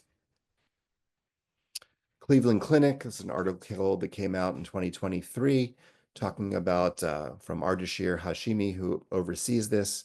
They have 25 geriatricians and people in the wellness area who are referring people both into the community to do botanical society and the arboretum and green prescribing, as well as other things like dance. There is challenges of doing this in large, prestigious institutions. It's now in Harvard and around the mass cultural work. They're doing work around hypertension. And so it is really important for the field to have this happening in these large institutions, but I think it's also very challenging to change culture. Northwell Health, another health insurer that's connected with UJA in federal in the Federation, I'm sorry, in New York. And they have a program called Isolation to Connection they've been doing for a while and been having great success. And they just had a summit about 2 weeks ago. I was able to attend, of really trying to see how do we be able to move this bigger. And they're actually announced a new partnership with National Academy of Social Prescribing in order to help train them around the link worker area. So that's very exciting and was announced at that session. So for several years around COVID, I was working to bring arts to healthcare workers. It was very challenging to do that during COVID, but to see it come to life at the New York Health and Hospitals. They have an incredibly amazing program to bring this to the healthcare workers. So it is amazing to see that this area has matured around the country, but this is one of the amazing programs that shows it. This is an article that came out in UCSF magazine. Dr. Carla Parasinato, she's one of the leading researchers in loneliness, and Dr. Ashwin Kotwal, they just got a new $300,000 grant to develop the tools to improve social prescribing decision support for community health. And they are doing powerful work. This work was done in the Tenderloin, which is a very tough area of San Francisco, around loneliness and showing some really amazing outcomes. The VA has having this program called the Compassionate Contact Corps. And Lori Murphy is in charge of this program. And this is an incredible program to address serious loneliness for the vets.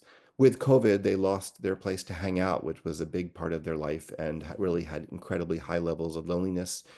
She has now grown this program with 74 active programs and another 45 in progress. But again, the outcomes are incredible. Some of the amazing parts of this program is really the simplicity, and that it's based on volunteers. They call the vets 15 minutes to 60 minutes once a week to check in, and then look at these outcomes. 83% said they felt less lonely, 77% around well-being. Also, the organization cares about them, 86%. And I think a lot of organizations want to have that feeling. And then I love flipping it around where the volunteers, who are we treating? Are we treating the patients identified, or are the volunteers getting benefit? So in this case, the volunteers themselves, 82% showed it increased their own well-being. And so I think that looking at things like that is very powerful. So in conclusion, we have many programs. I was trying to give you a kind of a wide variety in different settings and different ways social prescribing is being done. Different populations, just like in art, in the art of health and healing, my program, we considered ourselves problem solvers. In the arts and health world, I think that's how we thought about things. And there are programs all over the country solving all kinds of problems, improving well-being, treating chronic disease, addressing loneliness, being used in trauma, depression, anxiety, and finding powerful outcomes. A lot of these outcomes are better than the pills that we are prescribing. We're not saying that we're going to be replacing the pills, but I think as an adjunct treatment and opening up the toolbox to our health professionals is something that I think we just need to do. And so when I see all of these programs, I get to see what Jill is bringing with all of the programs that she studied. It really gives me a lot of hope that we can really take this to scale in the United States. Thank you very much. Please check out our new website at socialprescribingusa.com, and I look forward to taking questions when we open that up. Thank you. Thank you so much, Dr. Siegel. That was an incredible presentation. And it's so wonderful to see all of the different models of this work being done, just to help give us ideas of different ways that this could look like, different ways that we could bring this to our communities as well. So thank you for that valuable information. And similar to all of the other presentations, there's so much great information there. It's hard to really reflect on it all or recap it all, but I do want to draw out a few points from that presentation. First of all, actually, though, I want to thank Dr. Siegel. Dr. Siegel is, joining us from California, so we realize this is an early morning for him, as well as many of the attendees here who are here right now in real time. When I was looking through your introductions, it looks like we have people joining us from all over the country, and so different time zones. And so thank you for waking up early and being here with us today, this morning. But to get back to reflecting on some of the concepts and ideas that Dr. Siegel shared with us, first of all, thank you for sharing a bit of your personal journey as well. Dr. Siegel, I also was at UVA for my first year of residency. So talk about, nature RX, right? For those of you who may not be familiar, UVA is right in the heart of the Blue Ridge Mountains. So a great way to, at least at that time, sort of self-prescribe nature. And I love how you shared, thinking about community as part of the treatment, right? Each one of our speakers this morning has shared something to that extent, right? Julia sharing about thinking about this as another option on the menu of options, right? Dr. Sankey sharing this idea of co-producing health. And then Dr. Siegel sharing, thinking about community as being part of the treatment plan. So I love that. And you see that as a theme throughout this morning so far. I also really enjoyed how you shared, and I commend the incredible work that you have done, both with Social Prescribing USA, as well as with these programs that you have initiated, but with the Walk with the Doc program, and how you very specifically made sure to, address that accessibility issue and have transportation provided. And that goes to, one of the questions that came up in the Q&A box was about the accessibility and how do we ensure that this model addresses but does not reinforce different issues related to actually being able to access these arts organizations, creative cultural spaces. So thank you for doing that. I also wanted to point out, you had mentioned dosage of the arts prescriptions. And I think that's really important as we're thinking about these social prescriptions, bringing them into our own community. The arts prescription field guide that Dr. Sankey had mentioned also talks about, thinking about dosage, duration of these, just as we would for a prescription that we write for a pharmaceutical medication, correct? I also really enjoyed how you shared, the Dance for PD program and how that has just become a known entity. And for us here at the Benjamin Goldberg Foundation and the work that we're, doing here, as well as, the incredible work that all of our speakers are doing, part of this and our vision is that this is just becomes part of the, interwoven into the fabric of the healthcare system. And so that being said, Dr. Siegel had alluded to the fact that we are collaborating on creating a national toolkit for bringing regional convenings to your area as well. At the Benjamin Goldberg Foundation, we held the first ever regional convening here in Hampton Roads, Virginia, bringing together, key stakeholders from different sectors to be able to really move this initiative forward within our region. And as Dr. Siegel had mentioned, the NYC H&H program, our keynote speaker for that event was the Assistant Vice President of the NYC H&H Arts and Medicine program. So we were thrilled to have her here with us, as well as we were able to support the staff arts wellness program that they now have in place. So thank you for all of that. We will now take a 15-minute break. So we will return at 10 a.m. Eastern to hear from our final speaker, Ali Lakuta. And then we will also bring back all of our speakers for a panel discussion and to answer your questions. So during this break, obviously do what you need to do, grab a snack, get some coffee, whatever you need to do. But also I invite you to continue to use that Q&A box. I'm intentionally keeping most of these pretty much all of the comments open so that you can kind of see what others who are in attendance right now are thinking and reflecting on. So please share any insights, share questions. I also had a very specific question for you, for everyone in attendance. As these presentations have been going on with all of the pictures that we've been seeing, pictures of art, pictures of communities coming together that our speakers have woven into their presentations and their slide decks.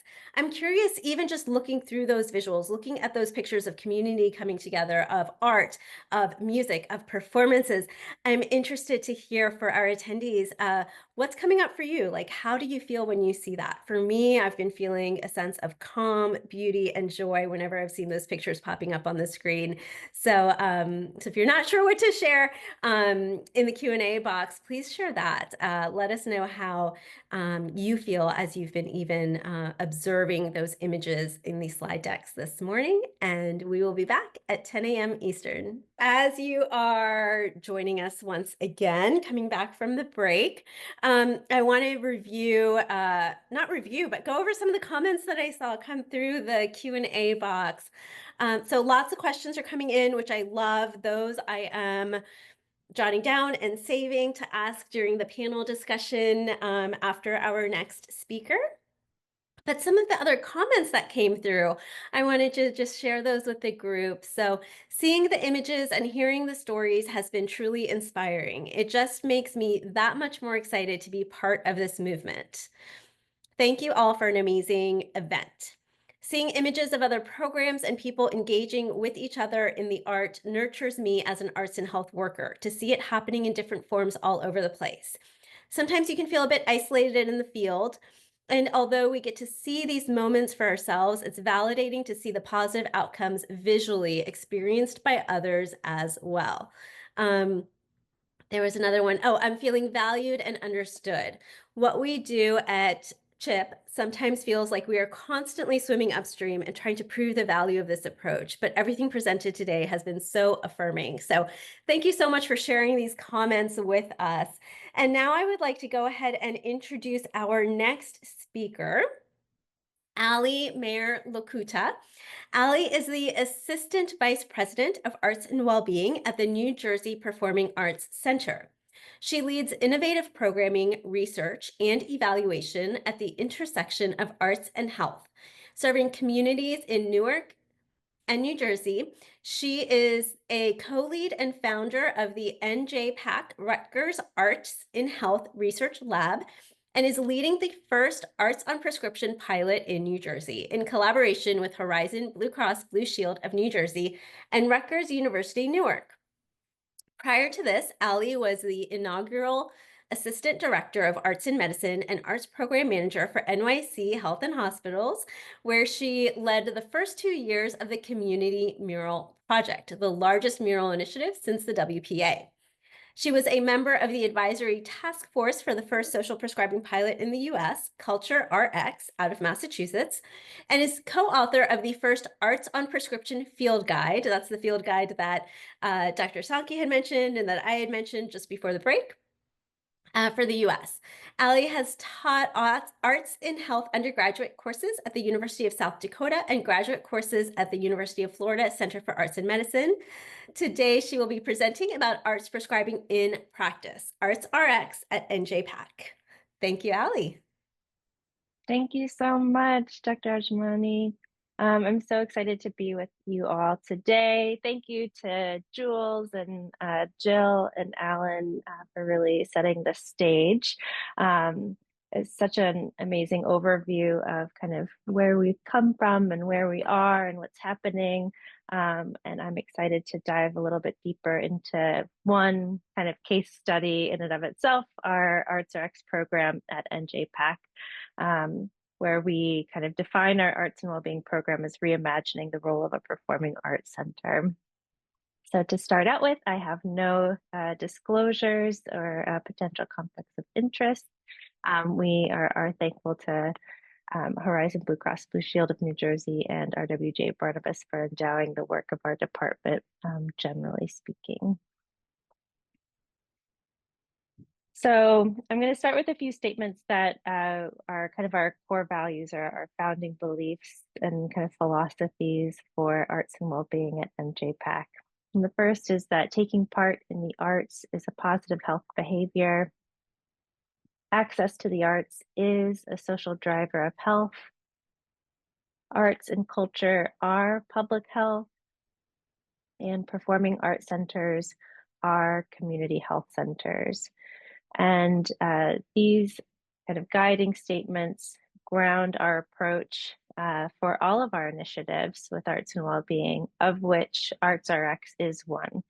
We also have a research lab, produce programs in hospital settings, produce longitudinal programs for our community, are developing training and education for arts and health practitioners and artists and arts organizations, and of course have our ArtsRx program, which is our arts prescribing pilot.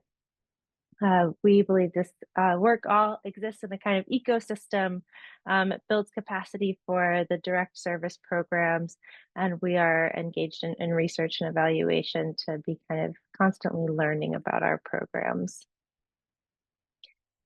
So this is what our ArtsRx initiative looks like now. And this is what it looked like 2 years ago. So I came on board to NJPAC in July of 2022. And as part of the strategic visioning process before that, we knew we wanted to kind of institute a social prescribing or arts on prescription program. But the big question was, how do we do it? What will it look like? How do we get there? And so this is a kind of very condensed timeline of kind of the steps we took in order to fill in those question marks. And the first thing that we kind of set out doing is organizing a healthcare roundtable where we invited leaders from Horizon Blue Cross Blue Shield of New Jersey, Barnabas, Hackensack, all kinds of kind of health leaders in our community to learn about what social prescribing is, what arts prescribing is.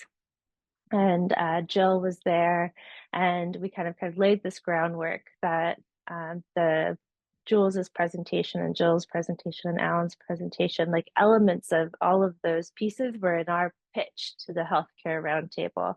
Dr. Ajmani, your presentation too, we went over that health is not just the absence of disease, but the presence of well-being, the opportunity to be well.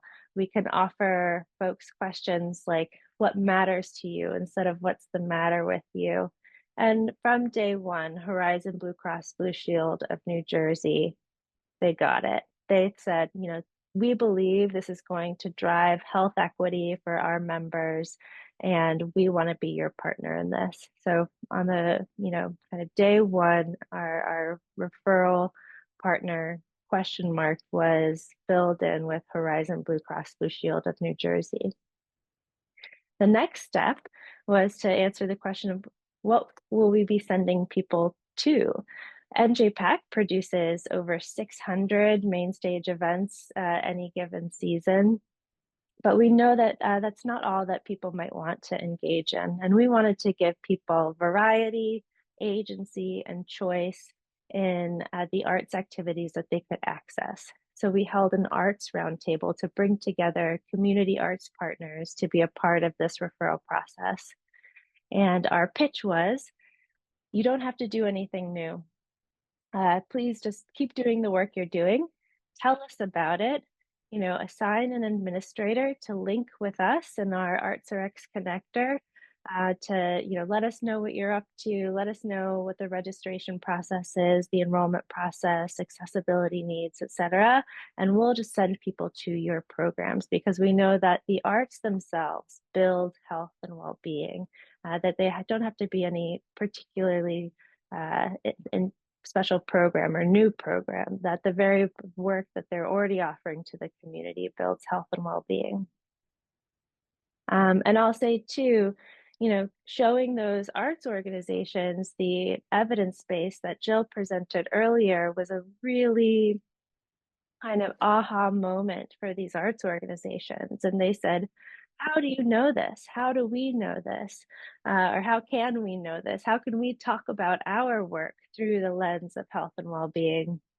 And so I'll say, it's a major accomplishment, and I know intentionality around Jill's work and our work at the Art Center is to make, anything that we discover really plain language, translatable, so that arts organizations and artists can use it to lift up their own work and to talk about it through this lens of arts and health.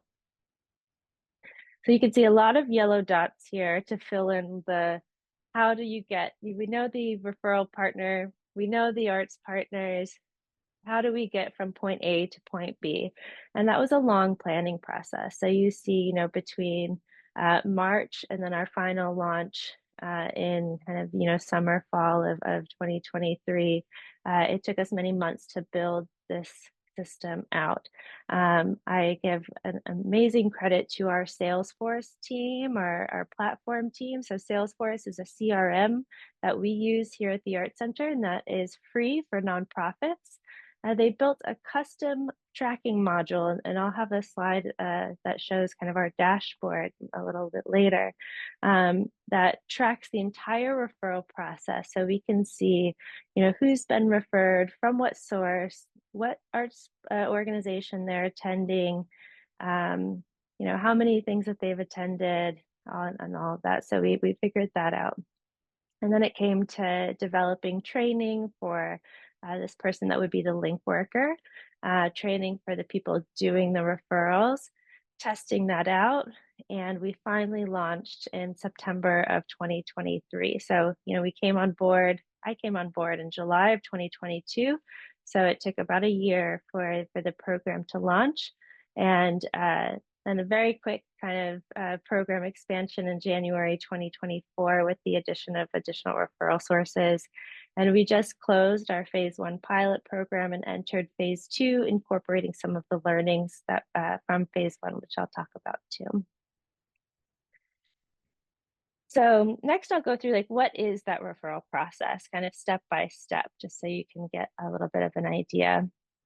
And as I mentioned, Horizon was our first referral source and, our key pilot. It was really helpful for us to start small with one referral source and a handful of community health workers that were a part of the Horizon referral process, and stay nimble as we learned the kind of ABCs of how this would roll out. But in success, we were able to add Rutgers Newark and their students as a referral source to get access to the program, FQHC at RWJ Barnabas Health, Returning Citizens Support Group, which is a support group for formerly incarcerated folks and their families, and families of folks who are currently incarcerated here in Newark. Thanks to a National Endowment for the Arts Our Town grant, we were able to expand to partner with an FQHC at the City of Newark just this past month. And our latest referral source is our own employees at NJPAC, recognizing that our employees are part of our community and we want to give them access to increased health and well-being through the arts, through the Arts Rex program. So as part of the referral training, we talk about who's a good candidate for the Arts Rex program. And we say, anyone can benefit from increased engagement for the arts, but the Arts Rex program is particularly beneficial for those experiencing chronic illness, social isolation, loneliness, folks who are caregivers, and those experiencing some mental health challenges. And we, have an asterisk around the mental and behavioral health, and we let the referrers know, this is not a program for someone who's in an acute crisis, who needs clinical support, but it is an important and available resource for folks who are stable. What does a prescription include? When someone's referred into the program, they get 6 arts activities to be used within a 6-month period. They can attend each activity with up to 3 additional guests, and they never have to worry about paying for the activity, no matter what the cost. We always take care of the cost for them and their guests. And this is one of our first learnings from phase 1 to phase 2. In phase 1, we said, the participants would receive a prescription for 6 activities, 1 activity per month for 6 months. We thought that was really clean and neat and made a lot of sense to us. And we heard back from the participants that no, it didn't make a lot of sense for them because, some of them wanted to attend weekly classes, or some of them would have 2 activities they wanted to attend one month and none the next. And so to meet the needs of our participants, we changed that from phase 1 to phase 2 in terms of kind of the frequency of dosage there.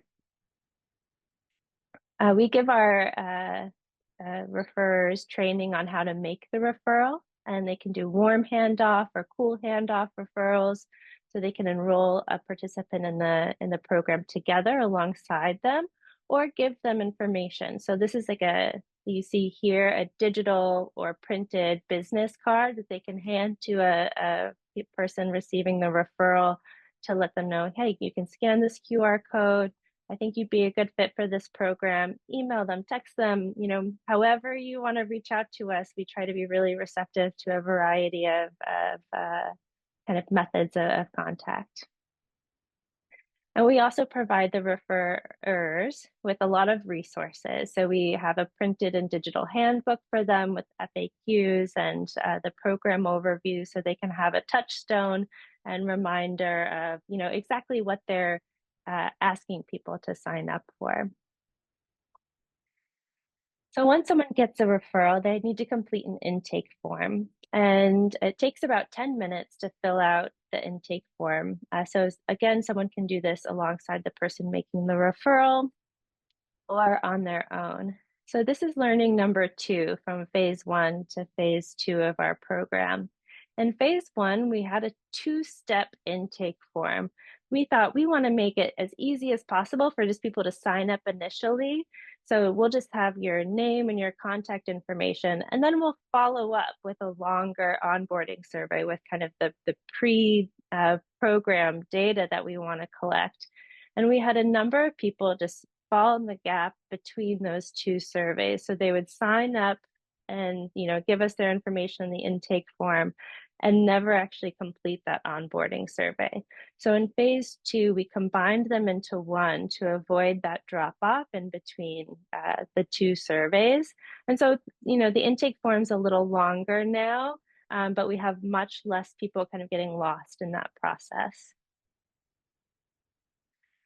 So we have an amazing team member, Aristania Martinez, who is our ArtsRx connector, and she works with all of the participants to take care of their whole enrollment process and pays the arts organizations for those activities.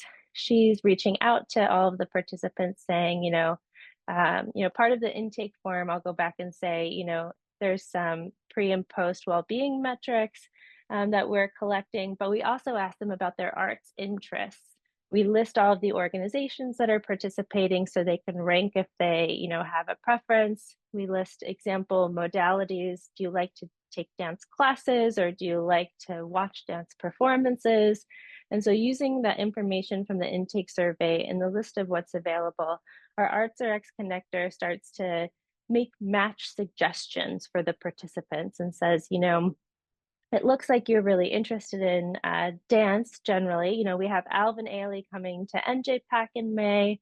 We've got Newark School of the Arts has a salsa class, or Newark Symphony Hall has soul line dancing on Friday nights. Like, are any of these of interest to you?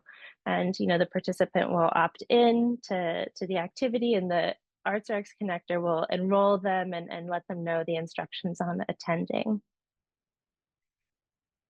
After each activity, we send them a short follow-up survey, and that Salesforce system automates this follow-up survey. So within 24 hours of what's called the service delivery, which is the arts program, they're sent a survey that asks them, did you go? Did you like it? And we have a loneliness scale, the UCLA-3 loneliness scale that's a part of that follow-up survey. And once that survey is completed, it activates the availability for their next activity, and the process completes until they've used all 6 activities or 6 months has passed. So after the 6th activity, we send them a longer post-program survey that reassesses the well-being metrics, and we incentivize that survey with a $10 gift card. We have a lot of folks that are interested in re-enrollment. And so the conditions for re-enrollment right now are that you've attended 4 out of the 6 activities that you were prescribed, and that you've completed all of the required surveys along the way. This is a glimpse at the dashboard that I was talking about. So we, track demographic information, attendance information, referral source, the stage of enrollment. We give people kind of cohort identification. We track things like the modality. So you can see, crafts are really popular. This is, our local glass blowing studio is one of our most popular activities. And we also tag the activities on whether they're observational or participatory. And so our goal in studying the data that we're taking in eventually is to be able to do some regressions with the well-being metrics to say, did folks who attend observational activities versus participatory activities, was there any difference in the change to their well-being metrics throughout the program or not? Was it equal? Did folks who attend, music performances have any difference in their well-being metrics than those doing crafts, or vice versa? So we have a lot of data that we'll be able to kind of look at the end. A couple data points that I'll review, and these are from our intake form. So we have these phase 2 data points from our intake form, and starting in maybe it's the summertime this year, we'll have enough data to start doing some pre-post analysis. But in terms of, the frequency of current participation for folks who are enrolling in the Arts RX program, we see most of the people enrolling are doing arts activities either never in the last month or once a month. So we're capturing folks who have like a current pretty low participation in the month in the arts. And then we also have to, I was just talking to someone who pointed out, we'll have to separate out the folks who are re-enrolling too as another kind of data point. So we ask a loneliness scale as part of the pre-intake form. And you see a lot of folks have this kind of some of the time. We want folks, we want hardly ever to be higher in all of these metrics. How often do you feel that you lack companionship? Or how often do you feel left out? How often do you feel isolated from others? So we're hopeful to kind of, move the needle on some of these metrics over time.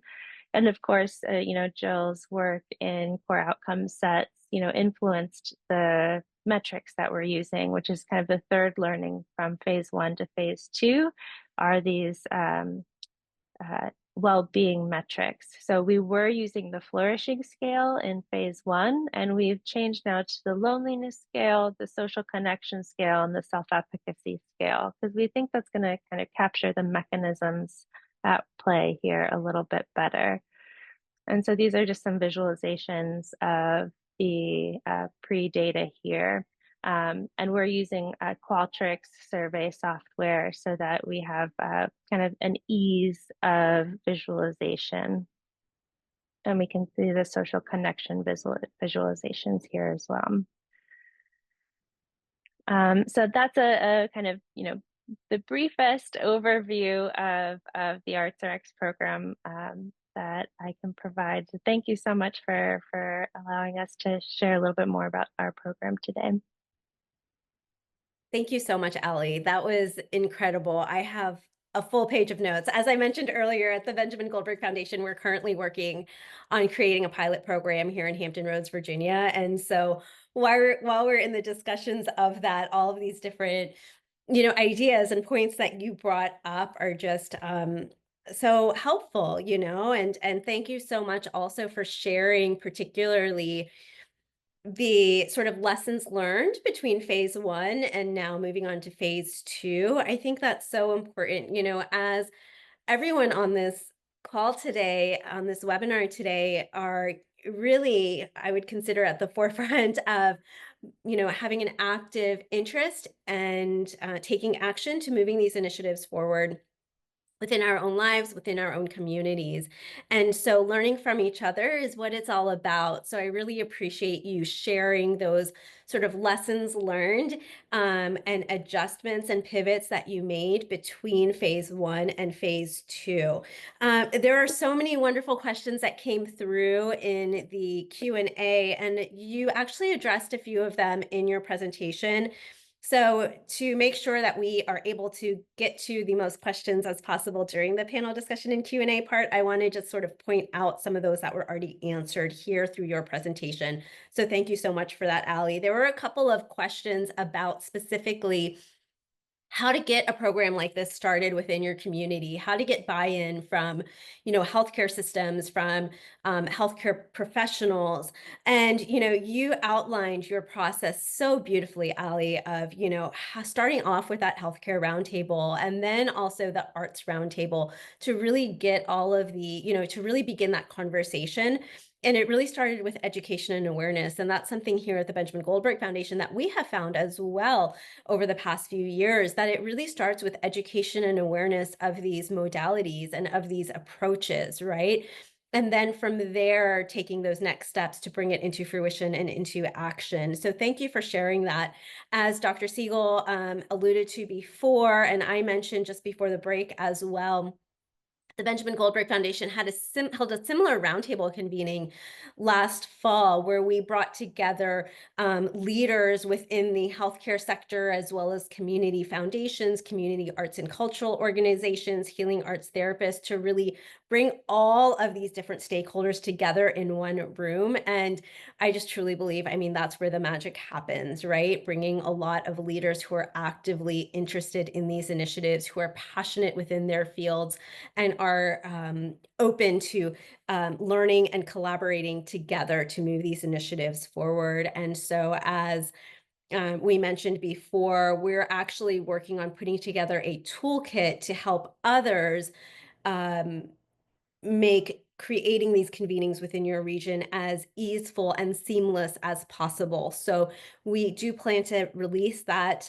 this year, so please stay tuned for that. But that is in response to a couple of the questions that came up within the Q&A box already. Another question that came up, which you also addressed, Ali, was if there are specific scales and measurement and evaluation tools to measure things such as loneliness, well-being, depression, anxiety, right? All of these sort of well-being measures that a lot of these studies that have been talked about today have covered. And so the answer is yes, there are quite a few to choose from. Ali mentioned a few already that you have used in the Arts RX program, but there are quite a few different things, standardized evaluation tools to measure specifically things like well-being, depression, anxiety, loneliness, that you can use and incorporate into some of your studies. So now I would like to go ahead and bring on all of the speakers so that we can go through more of these questions, questions that you have shared in the Q&A box, as well as questions that that I have come up with as well. So let's bring everyone on, and we'll try to get through as many of these questions as we can. If while we're talking, you think of more questions, please feel free to just drop it into the Q&A box. Okay, how are social prescribing facilitators ensuring that this is one that we sort of talked about with some of the accessibility. How are social prescribing facilitators ensuring that the model addresses and does not reinforce the stigmatization, classism, elitism, casteism associated with accessing to arts organizations and cultural or creative spaces? And offer just a little bit about our program specifically, but that was one of the key factors, in addition to giving people agency and choice and the kind of types of activities that they are able to participate in. We also wanted a variety of sized arts organizations who, engage in a really diverse array of arts and cultural programming, and like really taking the broadest definition of like what arts and cultural programming is. And so try to create pathways to access and connect people with resources that are really local to their communities. Newark has 5 wards, the central, north, south, east, and west. So finding, community-based spaces and arts providers in folks' neighborhoods that are really accessible and comfortable for them to attend was important for us. Can jump in for a second. One of the strong messages I got when I went to Canada had the first conference on social prescribing in North America, was really how they've based it in co-production. That is the standard around the world, is that you develop this with members of the community as part of the planning process. And so we're really trying to advocate for that this is not just a bunch of us. This really is a we, where we together do it. And I think that will go a long way for us to be able to avoid some of the problems that I think we've done already in the healthcare system. So I think we want to start off from that place where we're actually working together in planning from the get-go. Yeah, I can just quickly echo everything Dr. Siegel and Ali have said. Really inspired by their examples, and also maybe tee up Dr. Sankey, from whom I've learned so much about this. What I learned also this summer in one of the programs that Dr. Sankey supported, the Arts for Everybody campaign. is the way that arts inherently is something for everybody. I mean, we have been, as a civilization, using the arts to cope with our stresses for thousands and thousands of years. And I think actually culturally, making arts prescriptions a part of healthcare is a way to remind us of that message. It is not just something for some of us, it's something for all of us, the same way that nature is for all of us, the same way that movement should be for all of us. And yeah, maybe Dr. Sankey, you can speak to more about that campaign and the other work you've done, but it was just so powerful to see the way that during that campaign, people all over the country were really united around this idea. Thank you, Jules, for that setup. I'll add a couple of things from a research perspective, but first, one point I want to underscore that's coming through those comments is hyperlocality, right? It's not about top down in social prescribing. The goal isn't that we have one national project, right, that dictates structure and system, although there is some of that happening in the UK. There's national policy and investment in link workers, but hyperlocality, bottom up design and co-production is super important. From a research perspective, there was some earlier studies in the UK that showed that social prescribing was not actually hitting the mark in serving those who it was intended to serve, those who were underserved. More recent research is showing that now it is. So at a systems level, adjustments have happened. Learning, of course, is leading to, better outcomes in terms of that intention. And I'll share one thing in regard to One Nation, One Project, which Jules just mentioned, the Arts for Everybody campaign. I unveiled our research findings yesterday, and one of them was super cool. Like when we look at surveys of arts participation in the United States, they pretty much all show a relationship between income and arts participation, right? People with higher income participate more. We did surveys at the community level, not participants in One Nation, One Project activities, but we surveyed at the community level, the general population of 18 cities across the nation where One Nation, One Project was implementing programming. And we found that people with higher income were participating less than people who with self-reported lower income relative to their communities. So we were really pleased to see that with intention, a national initiative that's supporting hyper-local program design and implementation can actually shift that equation in communities. So we can do it with these programs. We have to undo some of our norms, right? And we have a lot to examine in terms of how our cultural institutions function and how we make the arts accessible in our communities. Our research has shown, and we're constantly lifting up, that access to the arts is a social determinant of health, like transportation systems, right? And housing access. Mhm. Thank you so much, everyone, for your responses and input in that. A couple things that I thought of as well, and just to kind of reiterate, when Ali was describing the Arts RX program about how you had, and I've seen other pilot programs do this as well, which I think is wonderful, is offering admission for guests as well, right? Giving tickets for guests as well, so that if an individual does, if it is a setting where an individual is not may not feel comfortable attending or has not seen others in their community attending, being able to bring perhaps family or friends to that with them may help with that accessibility as well. And also, as each one of you mentioned, is just that regional hyperlocality focus, which is a big reason that we held a regional convening to, last fall here in Hampton Roads, Virginia, to really work at this at a grassroots regional level. And, that's a common theme that I've seen in many of the programs that I have seen and looked at within the research is really looking at and that is also discussed in the arts prescription field guide that Ali contributed to. I believe Dr. Sankey, I believe you contributed to that as well, is that, really looking at taking a strengths-based focus and really looking at the resources that already exist within your community and looking at the needs that are within your specific community. So thank you for that. Another question was, when someone is prescribed, when someone is given a social prescription, is there a concern, or is there some sort of vetting process to ensure that the teacher or leader of the group and activity is able to receive that person? So perhaps, the community organization, the facilitator, the healing arts therapist, do they receive any sort of training in how to best, receive the social prescribed individual? I could note from one of our case studies that that happened in Gainesville, Florida, with the Veterans Administration Health Center pilot. So they actually developed a set of online training modules, and all of the programs receiving patients who were referred from inpatient and outpatient care did go through that training program. I don't think it's a norm.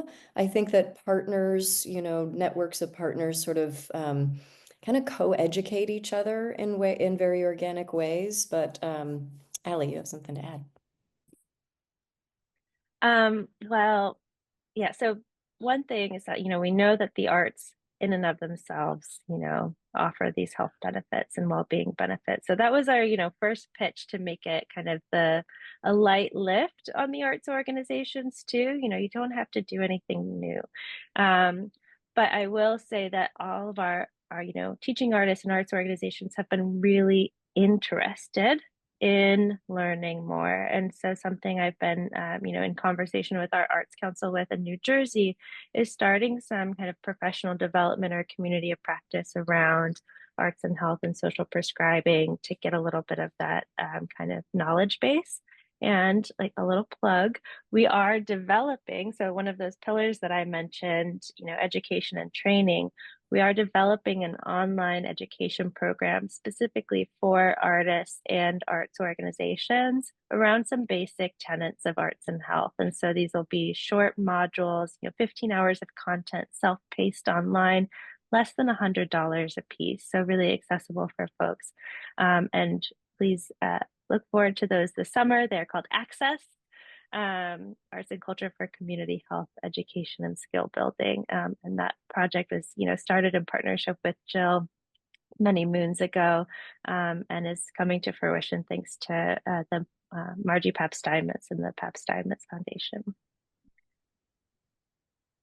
I was going to just mention, as I'd mentioned before, the Project Connection, and I think that model of thinking about the organization being ready and having that kind of hen model where there is a live person who's receiving the person. Otherwise, we don't want people to have a bad experience of going and being a stranger and not being sort of held when they go to that. So I think that is a model for us to adopt. I think that what we're doing is trying different things out, and I think it's going to be important for us to do that. I love that Allie is developing training, and I think we need to have training for link workers, whether that comes from the UK or I know that Project Connection has their own training, and so we really want to bring a lot of that together through Social Prescribing USA and have a hub where people can go to think about the different levels of training that they need and be able to access those trainings. So I'm hoping to have Allie's program as well as other types of trainings where people can access those things because it's going to be necessary in all these different areas as we're figuring out what works.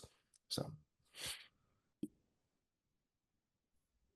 Jill, did you want to say something after that? Okay. No, I'm just excited. I'm just applauding it. That's awesome. Okay. Well, I'll just plus one all that's been said, and also, just point to the way that even though healthcare systems are very, very different country to country, there is a lot we can learn from the way other nations have responded to this. And my book and the case studies in the book talk about this, and I won't go into all of them now, but I think the idea is to show that some of the same sort of problems and questions come up.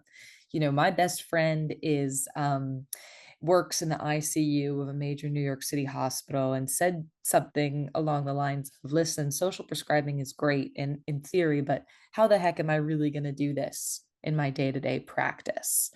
And so looking at the ways that different health systems, which have come up against that same question, are enlisting, whether it's link workers, whether it's coaches, whether it's community health professionals, whether it's training more community volunteers, whether it's in places like Singapore and South Korea, creating a brand new position of sort of well-being coaches to help with this. It all goes to show that, to Alan's point, like we need to have that, we really need to see what works, but I don't think it's like an insurmountable problem. That actually naturally leads into another question that had come up, which was someone expressed interest in receiving training to serve that connector role, to serve as that sort of link worker role. Being aware that that role exists as an established position in places such as the UK, but what about here in the US? So that question came up, if anyone would like to address that one. Are you in Newark, New Jersey? We're hiring.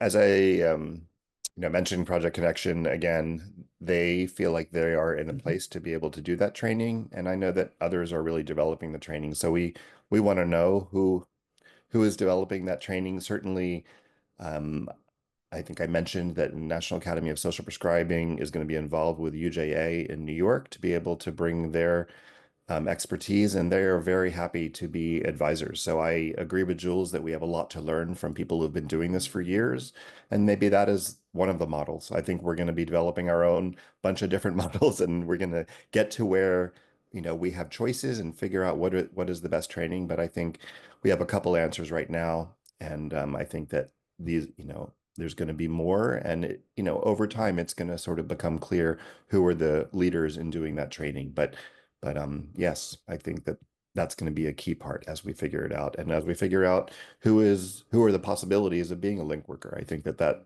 is a question that we're struggling with. We would love to do research in this country for how does that look like, maybe a Delphi study to try to figure out what does a link worker look like in the United States. We're certainly not going to anytime soon be getting the federal government to pay for link workers as they did in the UK. So we have to figure out how to use the people that we have and retrain or uptrain people to be able to do that. So it's that is a huge question and one of the linchpins in the United States.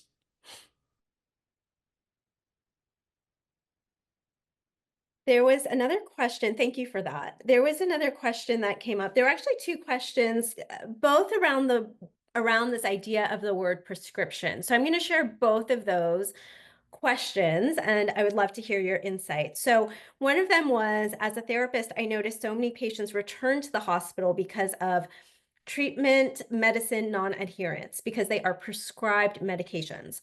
And from patients, I hear that prescribed medications makes them feel like they are forced to take medicine. How can we change or reframe the word prescription to offer more agency to our patients? And how are we languaging the arts and culture in our communities? Now, there was another question specifically about this word prescription. So let me get to that one as well. And that was, I wonder if by medicalizing resources like arts, nature, and culture by the use of the word prescription and RX, we are creating a further fragmentation of these services rather than an integration of these resources as our human right. Has this emerged in the research at all, or are we using these terms for funding and to be accepted by medical systems? So great questions around that word prescription. Yeah, I could kick off and just say this is a really great question. It's one I was curious about when I was writing this book. And it's funny because despite all of this global adoption and embrace of the term social prescribing, I spoke to a lot of people and no one is quite sure where the term originated. But what I learned from Dr. Michael Dixon, who was one of the first doctors in the UK to really advance this, to really get it into national policy, he said the following, which is what's reiterating what those questions have said. This phrase social prescribing, it's not perfect. And he said from the community organizations who were delivering the social prescriptions, he said they said that this felt like it was medicalizing something that's inherently social, that should be our right, that should not be relegated to healthcare. And then he said that the medical professionals had almost the opposite take. They said that, why social makes it sound really soft. What we're doing is we're actually improving outcomes against depression and diabetes and all this. So Dr. Dixon had a funny take on that. He said, well, with equal arrows coming from both sides, we've probably landed on the right term. But you're absolutely right to ask that question. You know, similarly, Dr. Kate Mulligan in Canada, who's very, very so mindful about language and power dynamics and some of these concerns, has echoed this, but she's also said that a benefit of using the term social prescribing is that people know what it is.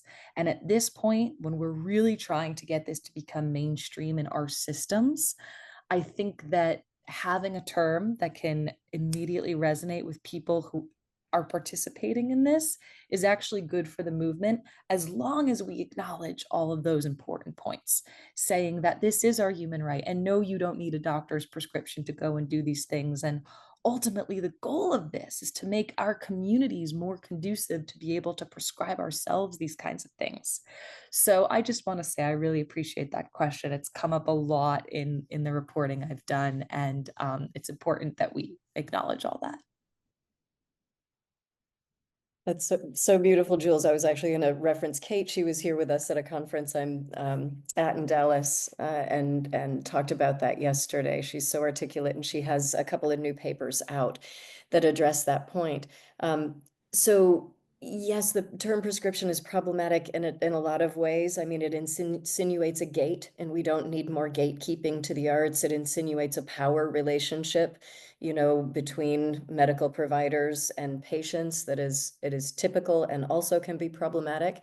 I see social prescribing as an intermediary in a cultural paradigm shift in which people recognize that, again, like exercise, engaging in the arts is something we need to do regularly, or we can do regularly to support ourselves. And social prescribing can be a means to build a landscape of more arts providers, allowing more artists to do what they do, and to build, you know, that landscape in every community of access to the arts and opportunities for arts participation. So it can be a really helpful step in that direction, as Jules has said, but it is not the answer, right? But it's a piece of a landscape in which we claim arts as a health resource and recognize the arts as a health behavior. Yes. And I was gonna say similarly that you know, that I mean we're trying to do is to change culture here, and that is hard work. And so there's just going to be a lot of, it's obviously there's positives and negatives of it. There are positives in that people sometimes take things that are prescribed more seriously. And then obviously there's the downsides of that, of the barrier that's potential. But um, I think, you know, we have to really, part of it is going to be teaching the health professionals that these are tools that you can use, that there's huge evidence behind this. This is not coming out of nowhere. Like, we don't have to invent the evidence. Jill has been gathering it. Others have been gathering the evidence for years. So all we're doing is to try to retrain the way people think about interventions. And so that's where I think it is useful to have it, because we're going to have to really make people think about this on the same level as medications they're doing and things that they're doing. And really, the outcomes of we're showing these outcomes, they're way better than the pills that I prescribe. Pills that I prescribe are, you know, for antidepressants are just nowhere near as effective as some of the stuff that we're showing. So we're, you know, trying to change how people think is a very challenging thing, but I think it's something we're going to need to do both for the professionals as well as the public. So as Jill, you know, alluded to, if this is an intermediary step, but trying to think about people doing their own art intervention, that is probably as important as them doing their exercise that day. This is really like rethinking how people think about how to take care of themselves. So we got a lot to do. I just had one quick or two quick final points. You know, part of that first question was around adherence. And in a lot of these early case studies, we see adherence to the arts prescriptions are much higher than a typical adherence to medication prescriptions. And part of that is that, you know, folks get agency and choice in deciding what they do, right? That co-produced prescription.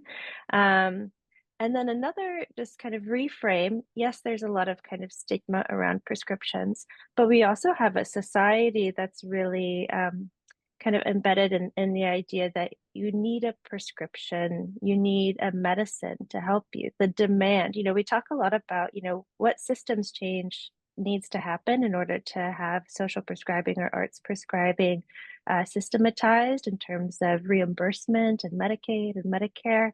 Um, but what also needs to happen is that when we go to our doctor's appointments, we need to ask, where's my dance class? Where are my guitar lessons? And not always be asking for the pill to fix the problem. And so the kind of top down and bottom up approach will need to happen.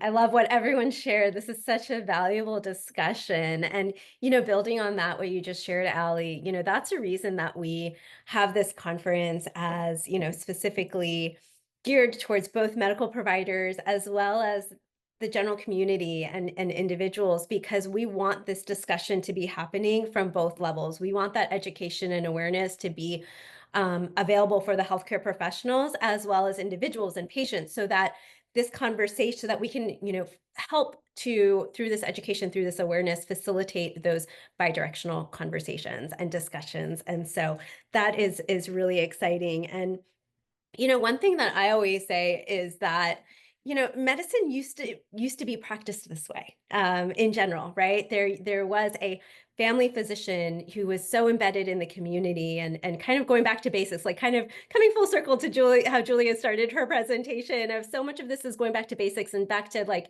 how things used to be in many ways, right? There was a family physician who, was very embedded in the community, who knew, who your significant other was, who your children were, who your aunts and uncles were, knew what sort of community activities you were participating in or interested in, right? And so when you would go in to see your physician, they would say, well, are you still going to that dance class? I know, I've, I used to see you in our church or faith organization every week. I'm not seeing you there. How are things going, right?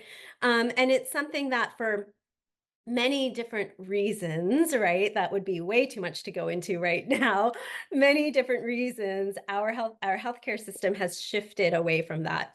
And it's, multifaceted, as we've been talking about today, and it's really going to be a multifaceted approach to begin to shift that paradigm. But really what we're talking about, we use words like innovative or a new approach. It's actually quite old. We're just bringing it back in a new way, to address our current day and age. So let's see, another question. So this is a big question that comes up quite often. Can the panel speaks about ways of funding these programs? So the attendee wrote, I know that Art Pharmacy was exploring ways of having insurances pay for these services, for example, which that is how Art Pharmacy is funding it. But for our panelists, to your knowledge, has any program been successful with that model, or are there other funding models that you can share with us? I can speak a little bit from our research, our case studies and implementation science studies. So far, what we're seeing in this landscape, as I mentioned earlier, is a significant amount of arts funding, state and philanthropic funding, and overall a prevalence of philanthropic funding.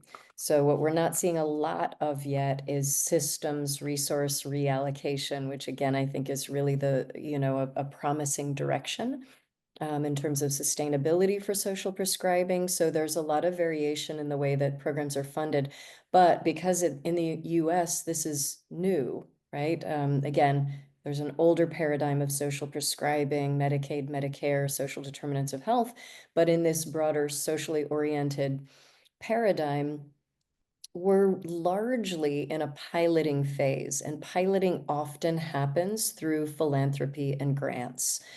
So that's really what we're seeing. But we're also seeing some examples of partnership that are building programs that don't cost a lot of new money. right? So looking for how resources and investments can be leveraged to extend benefits, is a really good idea. So if you want to do this in your community, I suggest reaching out to potential partners, seeing a constellation of how it can happen and exploring investments that are already being made and being really clear about aligning with goals and outcomes, right? Because it can be helpful to not come in and say, oh, there's this new thing. I have this new idea. We should do something different. Because as has emerged as a theme, it's not new or different. It's extending the toolkit, right? The menu of interventions and adding lower risk, lower cost. And as I say that, I also want to underscore that artists in the arts should be valued at the same level as any medical or scientific, profession, knowledge base intervention. It's not true that artists are paid the same as medical professionals. They should be. So I don't recognize lower cost, which, at this point can be a good thing, but I don't say that in a way that I, feel that it's okay, right? We need to continue to elevate the value of the arts and artists so that artists are paid equally. I think that's a really excellent point.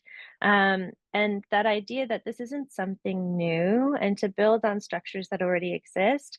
So, over in the past 10, 15 years, and I think it really accelerated in the past 5 or 6 years, hospitals are more and more understanding that, that they have to work outside of the four walls of the hospital. They have to look at public health, right? They have to look at the social determinants of health. And so, examining where that's happening in your community, where those investments are being made in your community, where there are already community health workers who are doing social prescribing, just not in that language, right? They're already having these conversations with folks and connecting them with housing resources and food resources and transportation and education and workforce development, just not arts yet. So where can you come in and say, that was kind of like the pitch of the roundtable that we had. It's like, you're already doing this. These align with your values. You want to provide an ecosystem of health and well-being, and you want to aid in prevention and resourcing to help someone's holistic health. Arts are a part of that. Why exclude them? It's an arbitrary exclusion of an available and underutilized resource. So it's just that was like a key part of our pilot, just integrating this referral system to the arts into an existing referral system in the community. And if you look, you will find it. All communities have this. Yeah, just to build on that, a couple of the things we're looking at funding sources.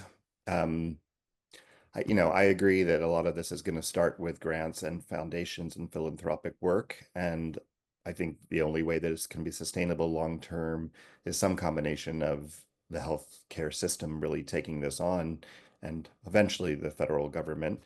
But what we're going to need is we're going to really need that ROI data before healthcare systems see that, oh, this is not something that's going to cost me, but something that's going to actually be beneficial. So we're, as we are early and we're in the pilot stages, we're just starting to get some of that data that they've been able to get $3 to $7 between the UK and Canada and Australia for every dollar spent. That's amazing. And, we really need that data. So we need to work towards that.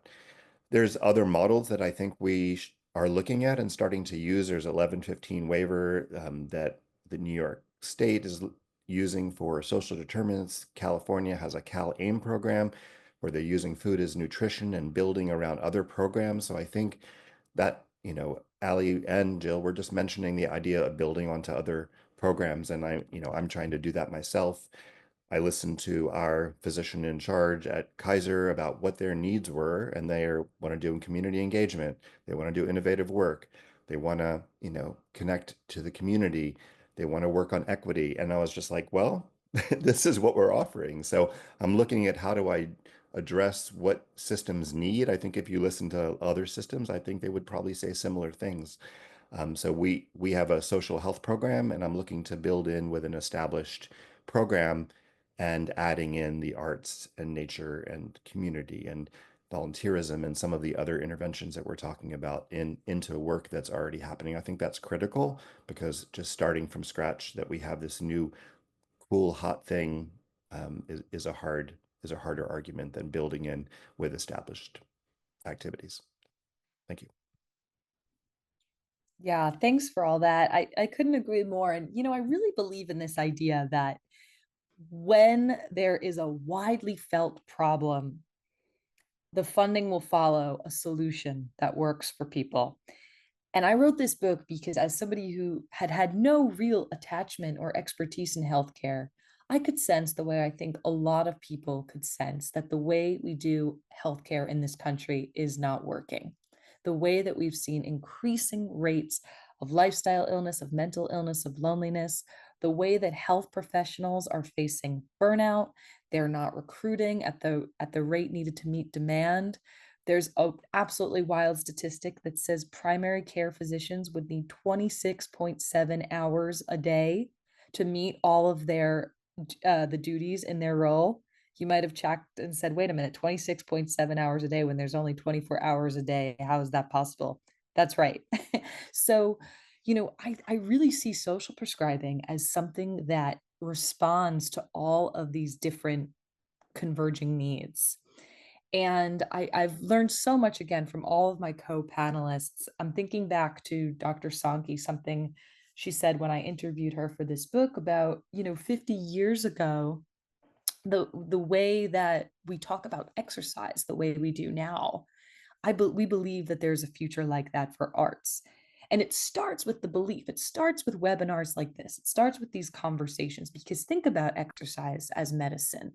That started as an idea, and then it became a practice.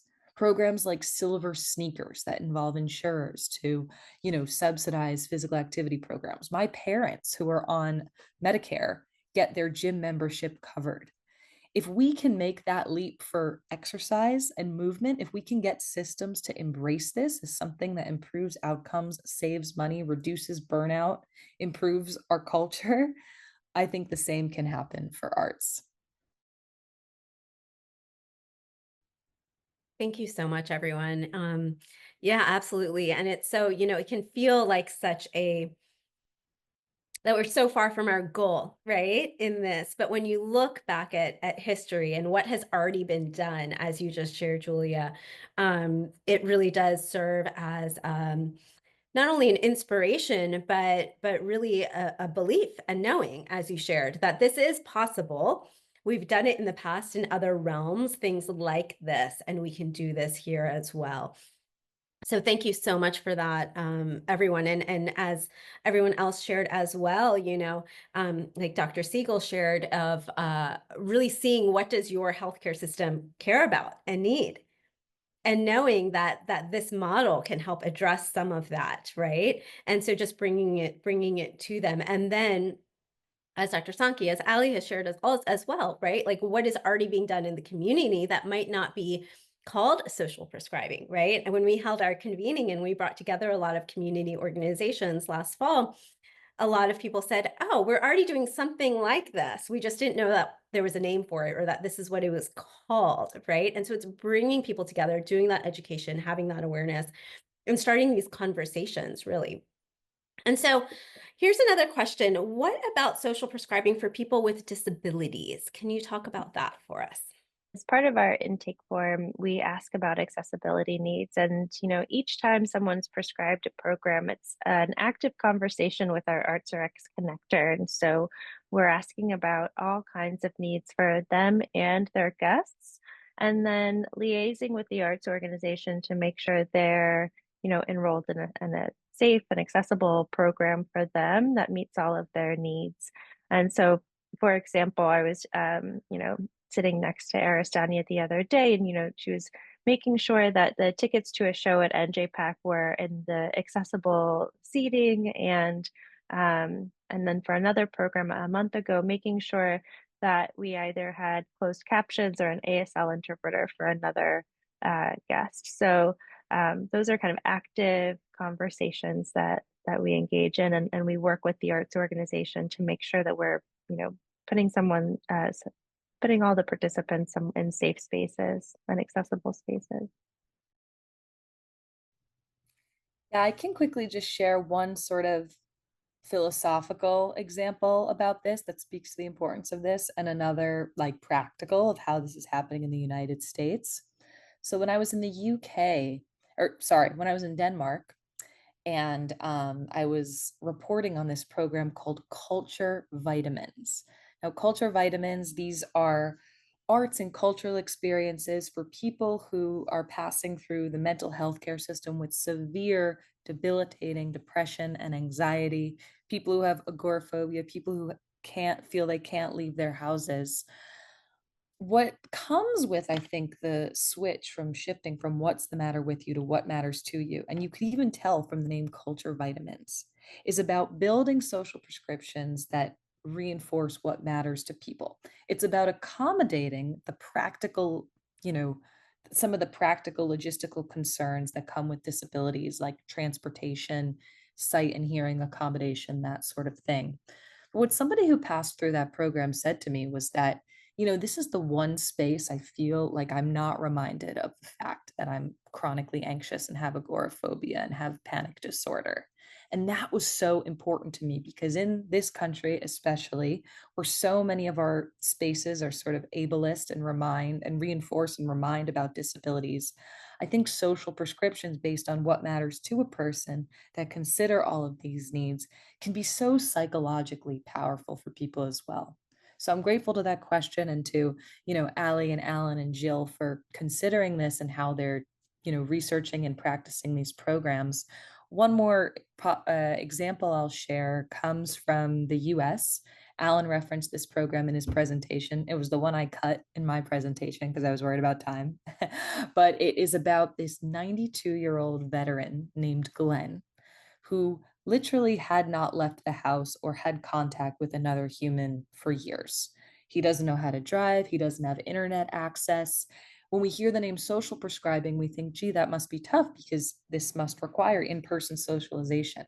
But in order to accommodate that, what Glenn's social prescription involved was a phone call from a volunteer who he was matched with based on what mattered to him, based on what mattered to the volunteer. And it was a beautiful experience. Glenn became less lonely. He, was able to manage other health conditions as well.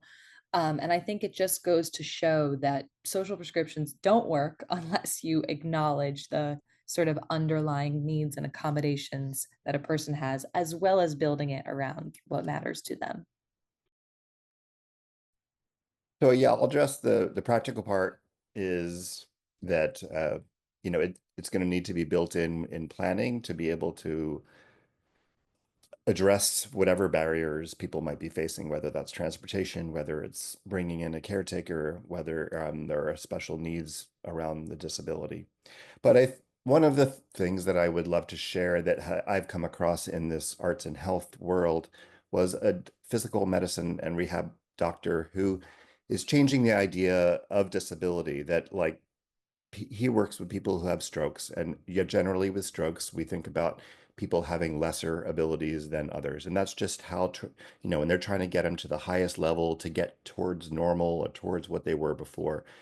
He's turning that around to be like, what superpowers are people developing once they do have some type of disability or some kind of ailment or had a stroke?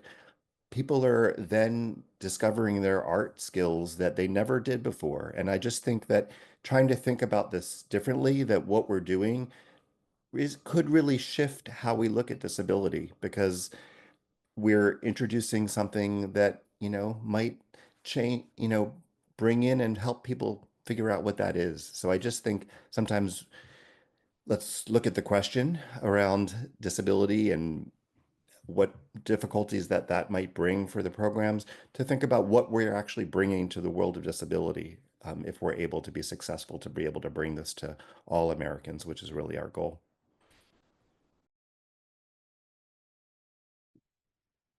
Thank you. And I want to also just continue to add and build on what everyone else has already shared, is that while I hope that Everyone who's in attendance today, if there isn't a social prescribing pilot program in your region, through this webinar this morning, that you do begin to perhaps self-refer, right? And while that's certainly an option, I think part of what makes social prescribing, when we talk about it in this way, part of what contributes to it being sort of a prescription is this role of that connector or that link worker to assess the needs of the individual, right?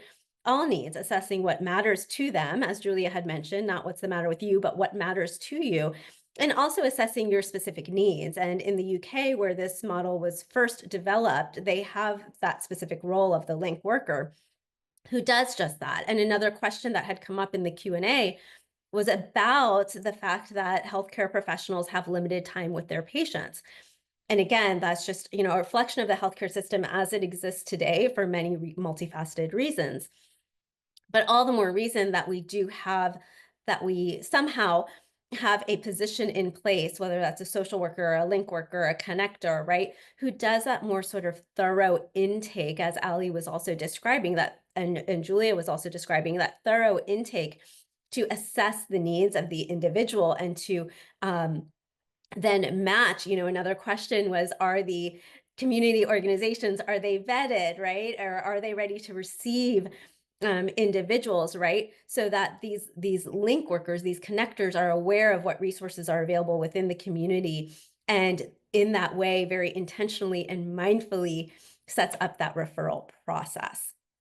So another really interesting question that came up, let's see, was looking at social prescribing as you see it here in the future, which I had a question about as well, but I think someone brought up in the Q&A just a really important issue related to this. So they wrote, co-producing health, building community, decreasing social isolation are now matched with the hostility towards the DEIA, disinvestment in funding and partnerships like with the WHO, World Health Organization, and contain many other threats to social determinants of health. So how do you see social prescribing strategies, research, messaging, or priorities changing as we seek to cope with all these other changes that we're seeing sort of in the landscape right now? And what changes do you see that we need to take as we respond to these times that we're in now? So looking ahead and with current changes regarding focus and priorities with DEIA in our country. I can offer a couple of things to start. One, it's important to recognize that, racism, collective trauma, social isolation, mental health, all of these are public health issues, right? They're social issues and they're public health issues. And I think it's really important for us, those of us who work in health and public health, to continue to center those as health issues, right? Couple of things that I think are particularly interesting in regard to social prescribing and interest in social prescribing in this moment of change in administration is that the arts have really had bipartisan support, right? In the last Trump administration, there of course was a threat to the NEA. There was a lot of concern about loss of arts funding, but we saw bipartisan support, and we actually saw not huge, but increases in the budget for the National Endowment for the Arts in each of those 4 years. So we know that there still is bipartisan support for the arts. We also know that the Trump administration is very interested in shifting, in relation to health, in shifting power, I guess is the word, and investment from the federal level to state and individual levels. So social prescribing in shifting, the sort of co-production of health that we've been talking about in decision making to individuals actually aligns with, that stated priority in this current administration. So it's a complex time, and we don't know, how we're going to be navigating the changes that are taking place each day. But those are some of the things that I'm tracking right now. There is a lot of interest in social prescribing, and in many ways it does align with some of the priorities of the current administration.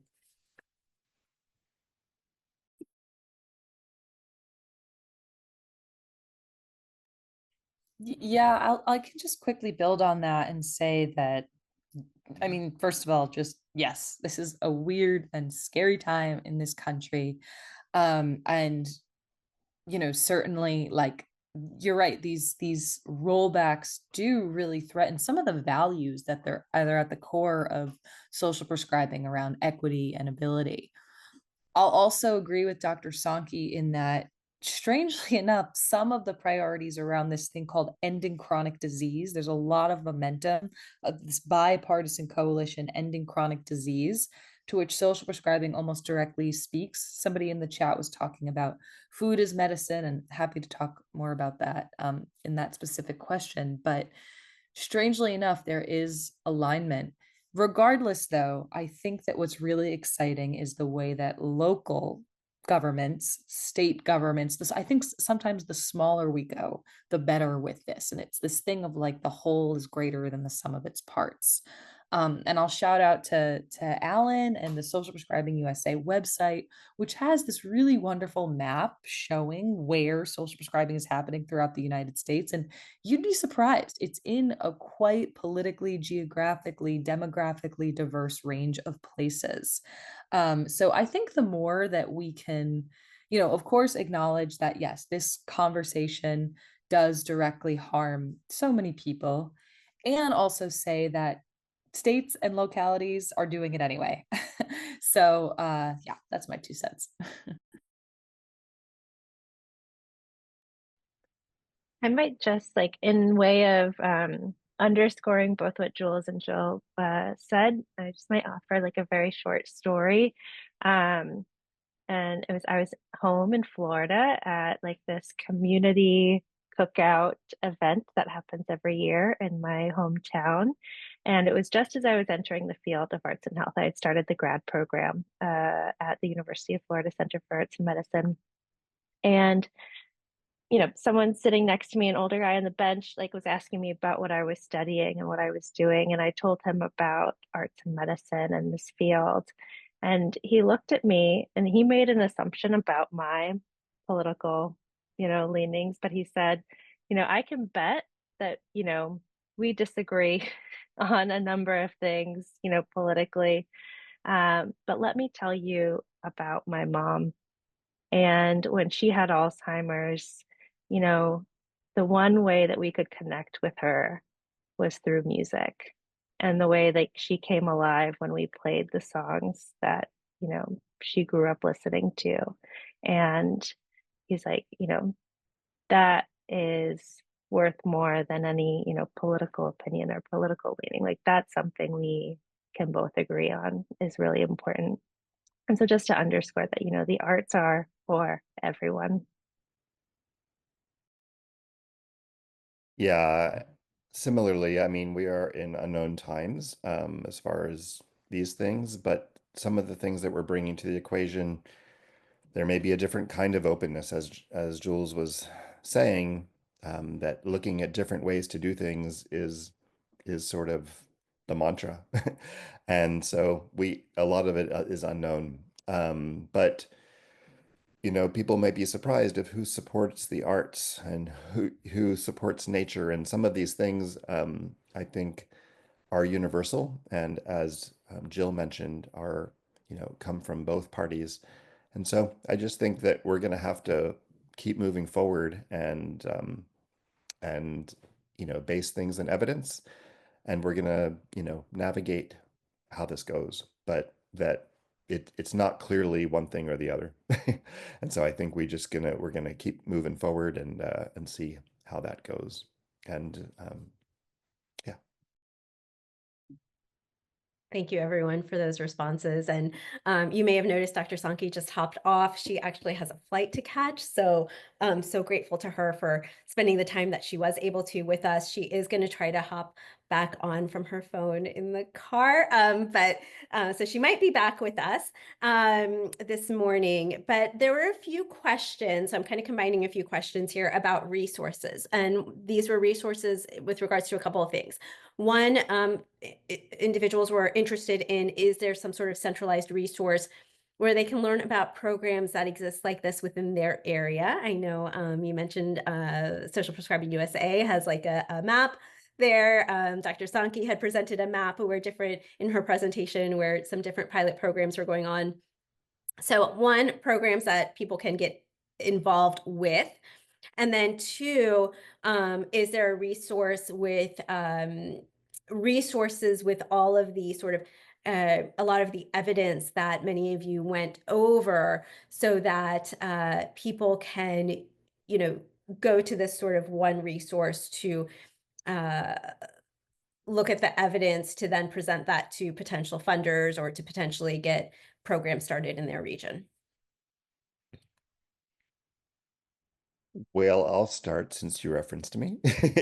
So yeah, that's really what we're trying to do as with our new website. It really is to be able to be an evidence base that people, both around the individual interventions, but also around systems. And that is going to grow as the data grows. I'm super excited about Jill's work coming out because I think that's going to be a leap forward in looking at 23 key programs around the country. So, within a couple months, we think that will be done. But we would urge people to get involved with our community of practice. That I think everybody here is part of that. And it's just incredible people from around the country. And we are just asking that group, how do we serve them best, and looking at how do we increase networking to be able to have happen among that 250, 260 people that are all around the country. So we're going to be starting to share information among the people in the group so that there can be better networking, also in the health professional group. So yeah, please become part of those groups and come check it out. I think that it's a good way to connect with what's already happening and think about how to do it. And then, as we mentioned, we are, maybe number one and number two goals are working on our mapping, as well as working on trying to create toolkits and trying to make this as easy as possible for people to step in and do this in their work, to have like a one pager ready to give. I was just asked for one the other day, and we need to have those answers ready at hand to be able to give back to people like, yeah, here's a quick answer for what social prescribing is. Here's the best resources for you to go look at. Boom. So we're trying to make all of that as easy as possible. And so you'll see a lot of that changing over the next few months as we gather what's out there. And if people have stuff they want, please send it to us at Social Prescribing USA, info@socialprescribingusa.com, and we can incorporate all that. Yes, a big +1 to go to Social Prescribing USA. I'm so impressed by their resources, and really it is like the home of the movement in the US. So that's important. I'll also share that my website, socialprescribing.co, is the home of all the evidence from the book. And it's also if I can, Dr. Ajmani, there's another great question in the chat about like other resources to make things accessible without necessarily a healthcare intervention. There's a lot of resources around that too. I'll just give a little spoiler alert for the book and say that one of the most interesting criticisms I learned about social prescribing was sort of exactly this. Like, why do we have to go through healthcare? Why do we have to go through the middleman? Shouldn't that investment just go directly into the community organizations making art and nature and movement more accessible? I think this is a situation of yes and. Dr. Alan Siegel is, leading this amazing charge to make social prescribing more mainstream in our healthcare. We absolutely need that, and we need things people can do in the meantime. And so that's sort of part 3 of my book, is me prescribing myself to these little places and kind of documenting my own little health transformations with them. So the website socialprescribing.co has this big list of resources related to movement, nature, art, service, belonging that people can prescribe themselves in the meantime, and also hopefully be more formally integrated into local systems of healthcare.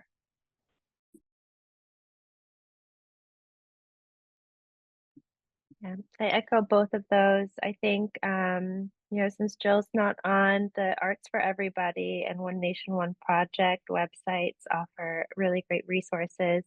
A big goal for all of the research, which is really unprecedented, is that they were able to give all of the research back to the communities with which they kind of gathered the data from, and to really make all of that data really accessible and kind of plain language. So in addition to publishing, peer-reviewed journal reports, doing one-pagers and briefs about all of the things that they're learning, which are just really incredible for the field. And just offer that, NJPAC is an open book and a resource too. That Salesforce system that we built for tracking, our Salesforce team says we can package it and share it with other nonprofits. And Salesforce for nonprofits is free, so we can offer that in time. And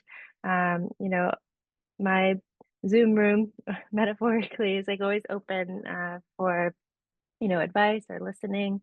I heard this podcast, it was like many months ago, about it was about nature and reforestation. And this analogy came to mind. They were talking about, the way to reforest. What a lot of times what happens, right, is like you just like plant rows of trees. Rows of trees does not a forest make, but actually the real natural way to reforest is by like planting a stake in the ground.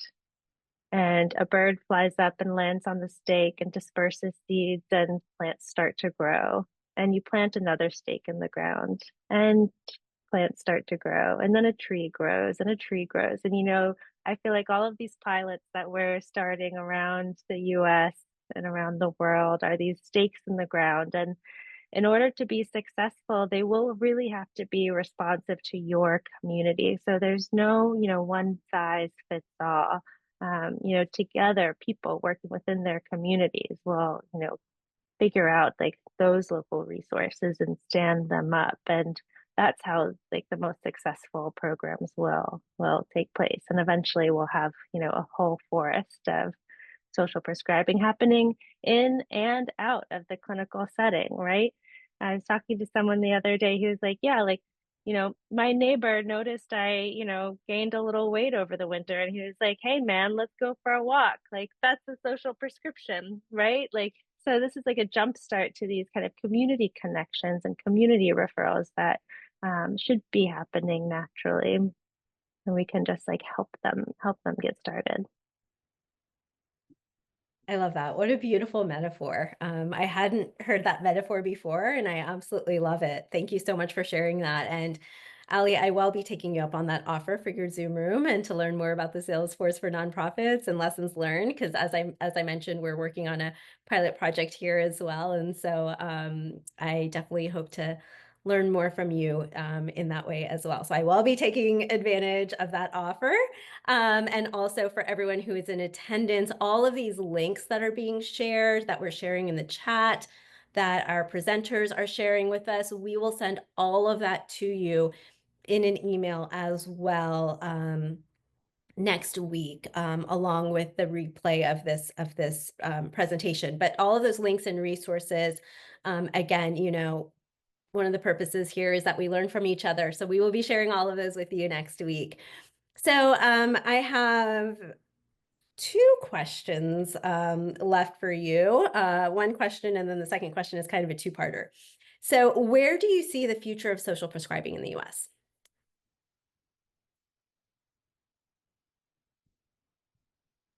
I'll just say, and because I'm aware that Allie and Dr. Allen are super humble. And as somebody who's, again, like a journalist just kind of reporting on this, I don't get to take credit for any of this. It's people like you and the folks on this call that are really going to drive it forward. I do see this becoming an integral part of healthcare. I see us in 10 years from now being able to talk about social prescriptions as something that we just sort of culturally know. And I'll leave you with one heartwarming anecdote while maybe these two can talk about like the specific ways that happens. But, let's be honest, health and healthcare in this country are having a moment. People are really frustrated. People are really upset. A lot of the blame is falling on healthcare professionals, health insurance companies. When I was reporting this book, and just kind of understanding like where does this negative sentiment come from?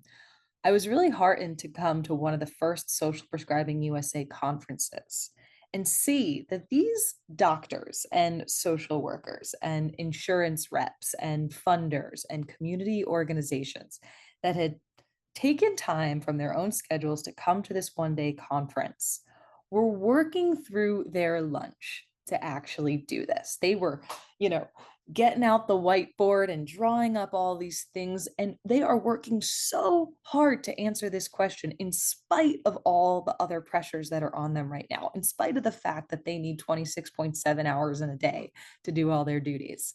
So I am very hopeful about this because I think the change is coming from all sorts of angles.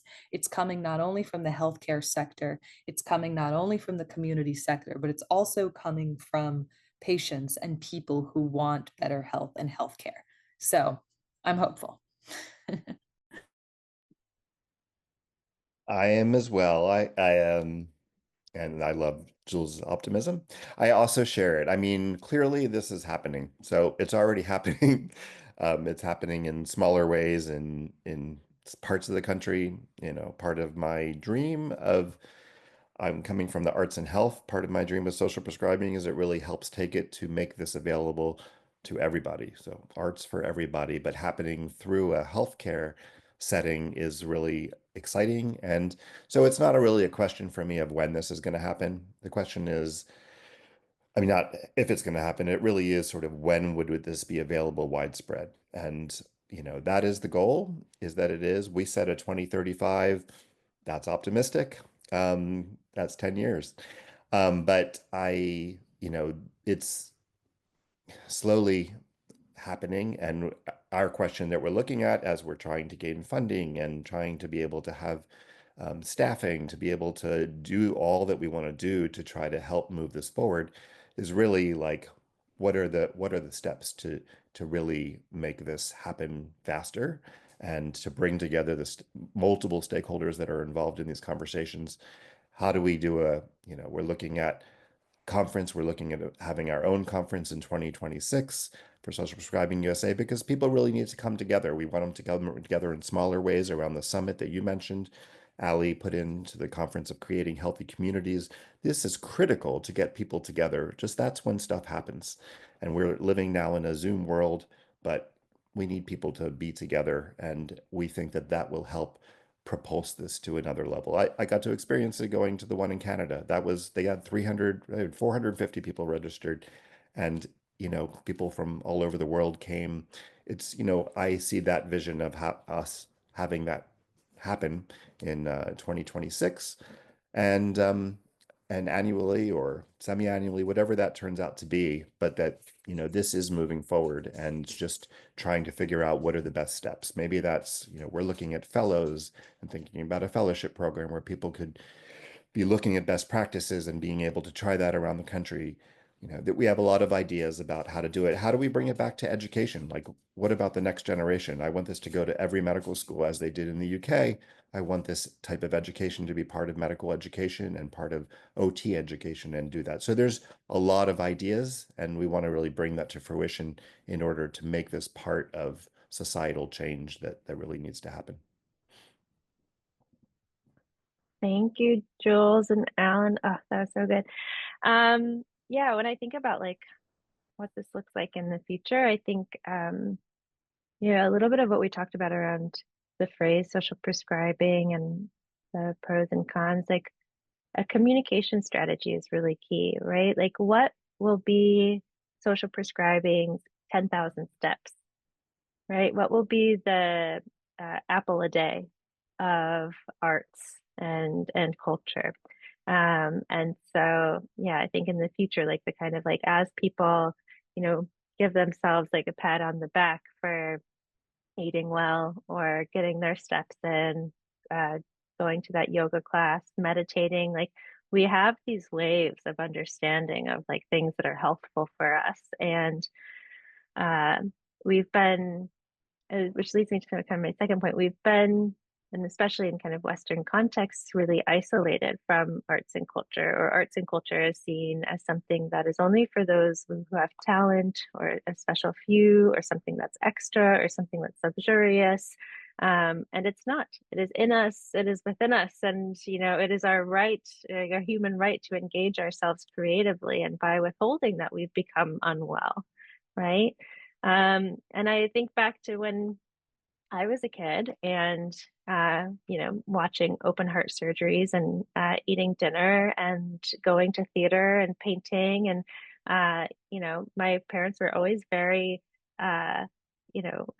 encouraging of all of my interests until, the junior year of high school when I said, oh, I think I want to go to art school. And they said, uh, or what about medicine?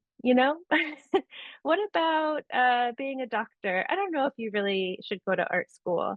Like this paradigm shift of like the artist as, a suffering, destitute individual. Like I see like a paradigm shift where we value artists as people who are critical in our community to facilitating meaningful experiences.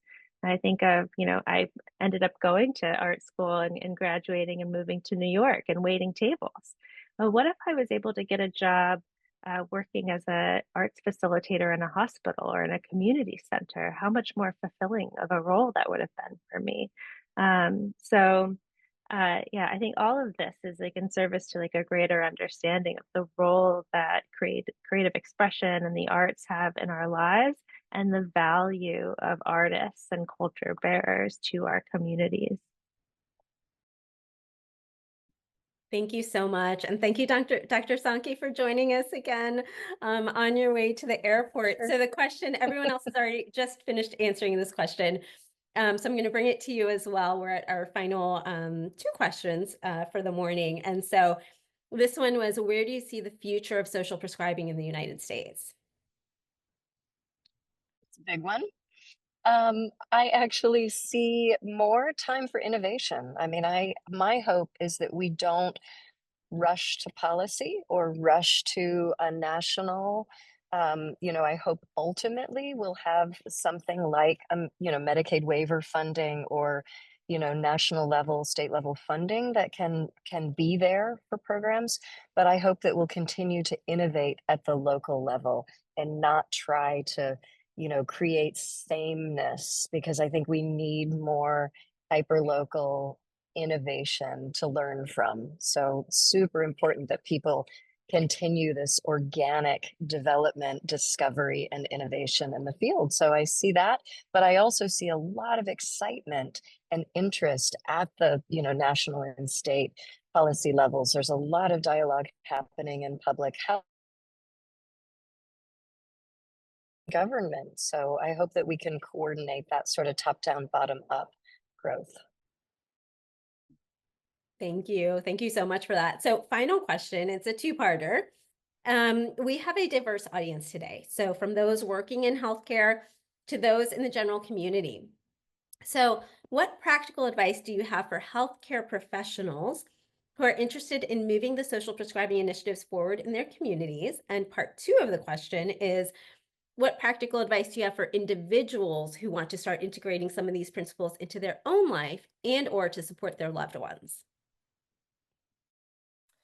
You are asking the million-dollar question, and it is so timely because let me tell you that on March 19th, which is Social Prescribing Day, all kinds of organizations all around the world are going to be trying to answer this question. And I'm super excited to be co-hosting one of them with Alan, which is this sort of all hands on deck breakout room laden Zoom meeting. Would love if Allie and Jill, you could join as well, to kind of break this question up into small slices. How can healthcare workers take one step forward to introduce this? How can community organizations approach those healthcare workers?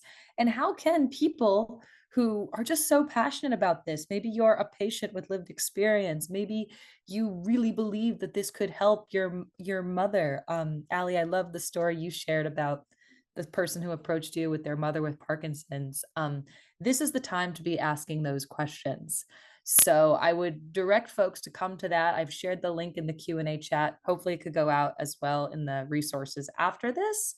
But I think it's also understanding that there is a role all of us can play in helping social prescribing to become more mainstream. Yeah, I would just say start. There's a lot of places to start, and you can start really small. I mean, I mentioned one like walk with a doc. It's a super simple idea that a provider can just suddenly be walking with people in the community, but the visuals on that, there's so many things that are beautiful about that happening. So I think that really looking at what is your system prioritizing, where can you click in, but I don't think starting small things has to be that challenging, and I think that's what we all need to be doing while we're looking at the bigger picture and how can we really change the bigger system. But that innovation that Jill mentioned it was what it's all about at this point. On a personal level, I think that we we can create our own social prescriptions. I mean, the Park RX America is also, people can go to it and create their own prescription. There's a lot of different ways to do it.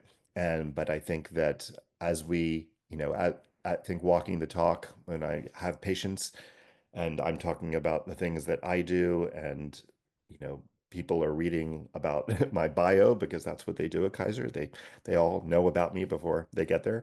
Um, I think that we doing these things is really what helps other people around us say, oh, these are important things. So I think we need to start that or advance that and really think about it as health interventions, not just like, oh, I'm going to go to the theater. Once a month might be as good as exercising 3 times a week in the literature. We need to really think about these things as things that we're doing for our health. Yeah, that's great. Thank you, Jules. Thank you, Alan. Yeah, I think it's like a many attributed statement of like the best next step. Just take the best next step. And so for, a healthcare professional, that may be just like connecting with one arts organization, right? And it may be like some trial and error. Hey, have you heard of this? What do you think of this? And finding that enthusiastic partner that's willing to just like try things out with you, right? And as I said earlier, like starting small and nimble and not being afraid to change, right? We tried this. Some parts worked and some parts didn't. Let's stick with the parts that worked. And that co-producing piece that Alan, that everyone's, keeps mentioning is really like maybe the start is like your own kind of informal interviewing is like as you're seeing patients, like starting to ask them what's important to them, what do they like to do, and you may not have the resources to connect them yet, but you'll be hearing about what they'd like to be connected to. And then you might be able to go out in your community and find those things to connect them to them, right? Instead of making the assumption that you might know or, before you hear it directly from them. And really respecting and elevating the role of the artists and the arts administrators in those organizations as subject matter experts in their own modalities, right? And so that everyone has coming in on an equal playing field. I think on the attendees like Christina Soriano, who's leading an incredible dance and cognitive a research study at Wake Forest, and it's Christina and Christina. We have a dance professor and a neuroscientist coming together as equal partners in studying the impacts of dance on the brain. So elevating that, and then yes, like on your personal level, just like start. What can you do for 10 minutes today that is playful, creative expression? Can you move a little? Can you doodle a little? Can you noodle on the guitar? And just like see how that feels, right? And then maybe do it again tomorrow.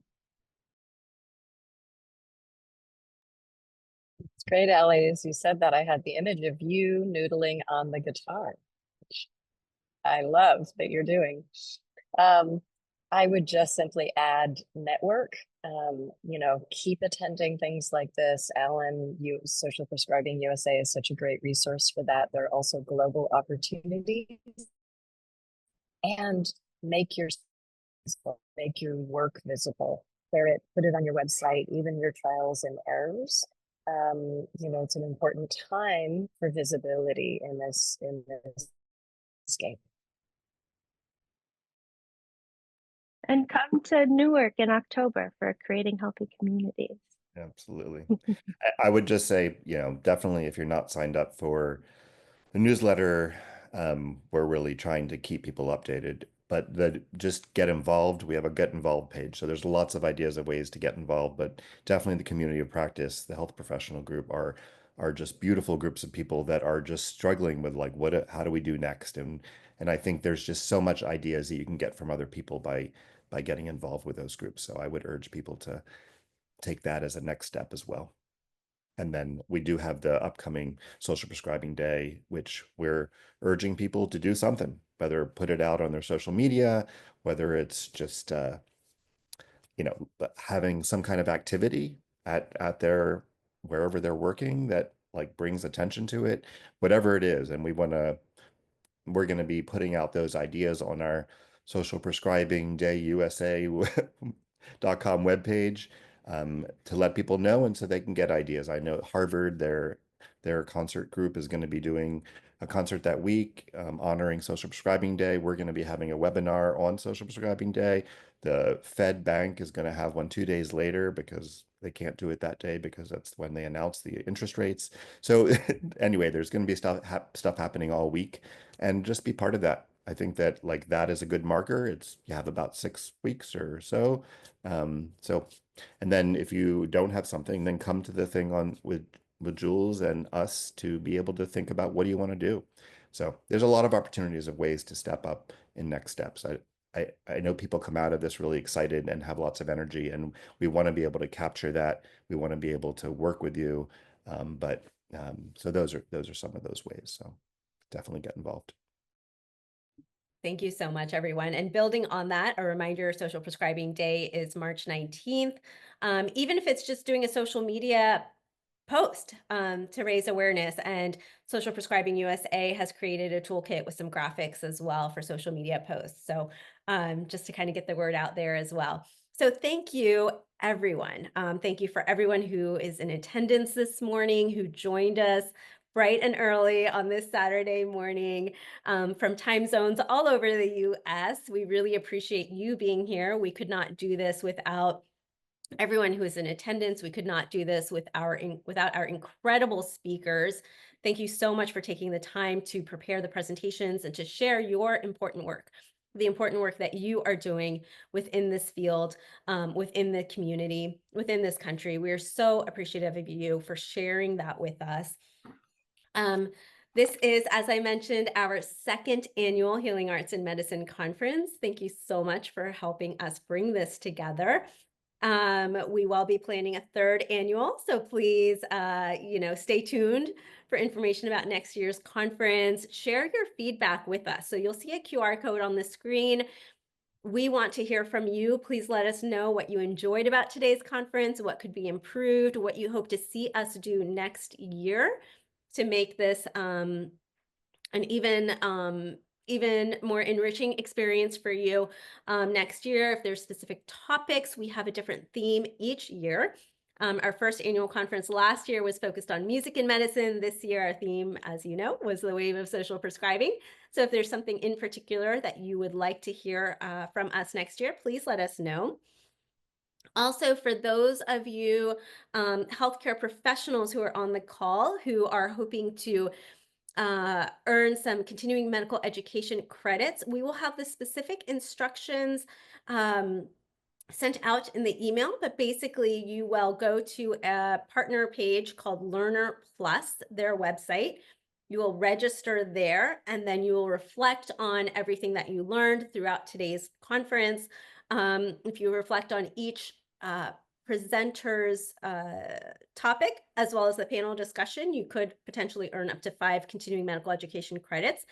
Again, we will share all of that information with a specific link to that website, but it is called Learner Plus, and we will share that in the email following today's conference. We will send that out next week.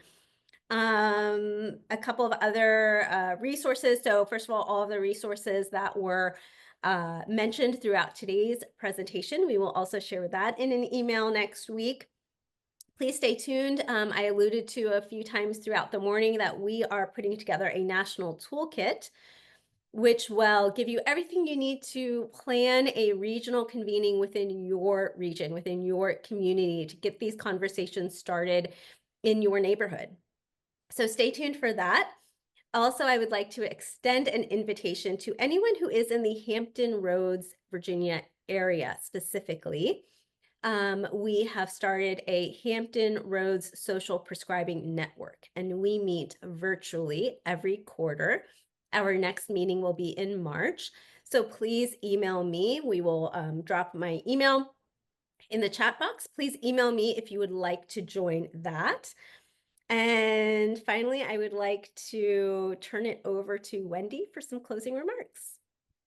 Thank you, Sheetal. What an exciting day. I love these conversations and the potential behind these collaborations and the questions. And, Sheetal and I talk a lot at the foundation about the momentum we're seeing and the curiosity that talking about social prescribing is creating in our community. And we're very proud of the work that we did and bringing the community together and exploring models and some of the success we're having. So we look forward to, again, sharing that with you. And, the funding hasn't quite caught up to that. We're still kind of on the fringe of that. So there's a lot of work to do. So we invite you all to join our community. So keep in touch with us. You can visit our website, benjamingoldbergfoundation.org, follow us on social media, and sign up for our newsletter to stay connected. And another shout out to Centera. Your support makes our work possible. Thank you so much. And, we are still a very young and growing organization. Today's conference helps build these partnerships and advance our mission to transform the healthcare experience through the arts. So thank you all for being a part of our mission. And again, I look forward to these continued conversations and collaborations. Have a good day.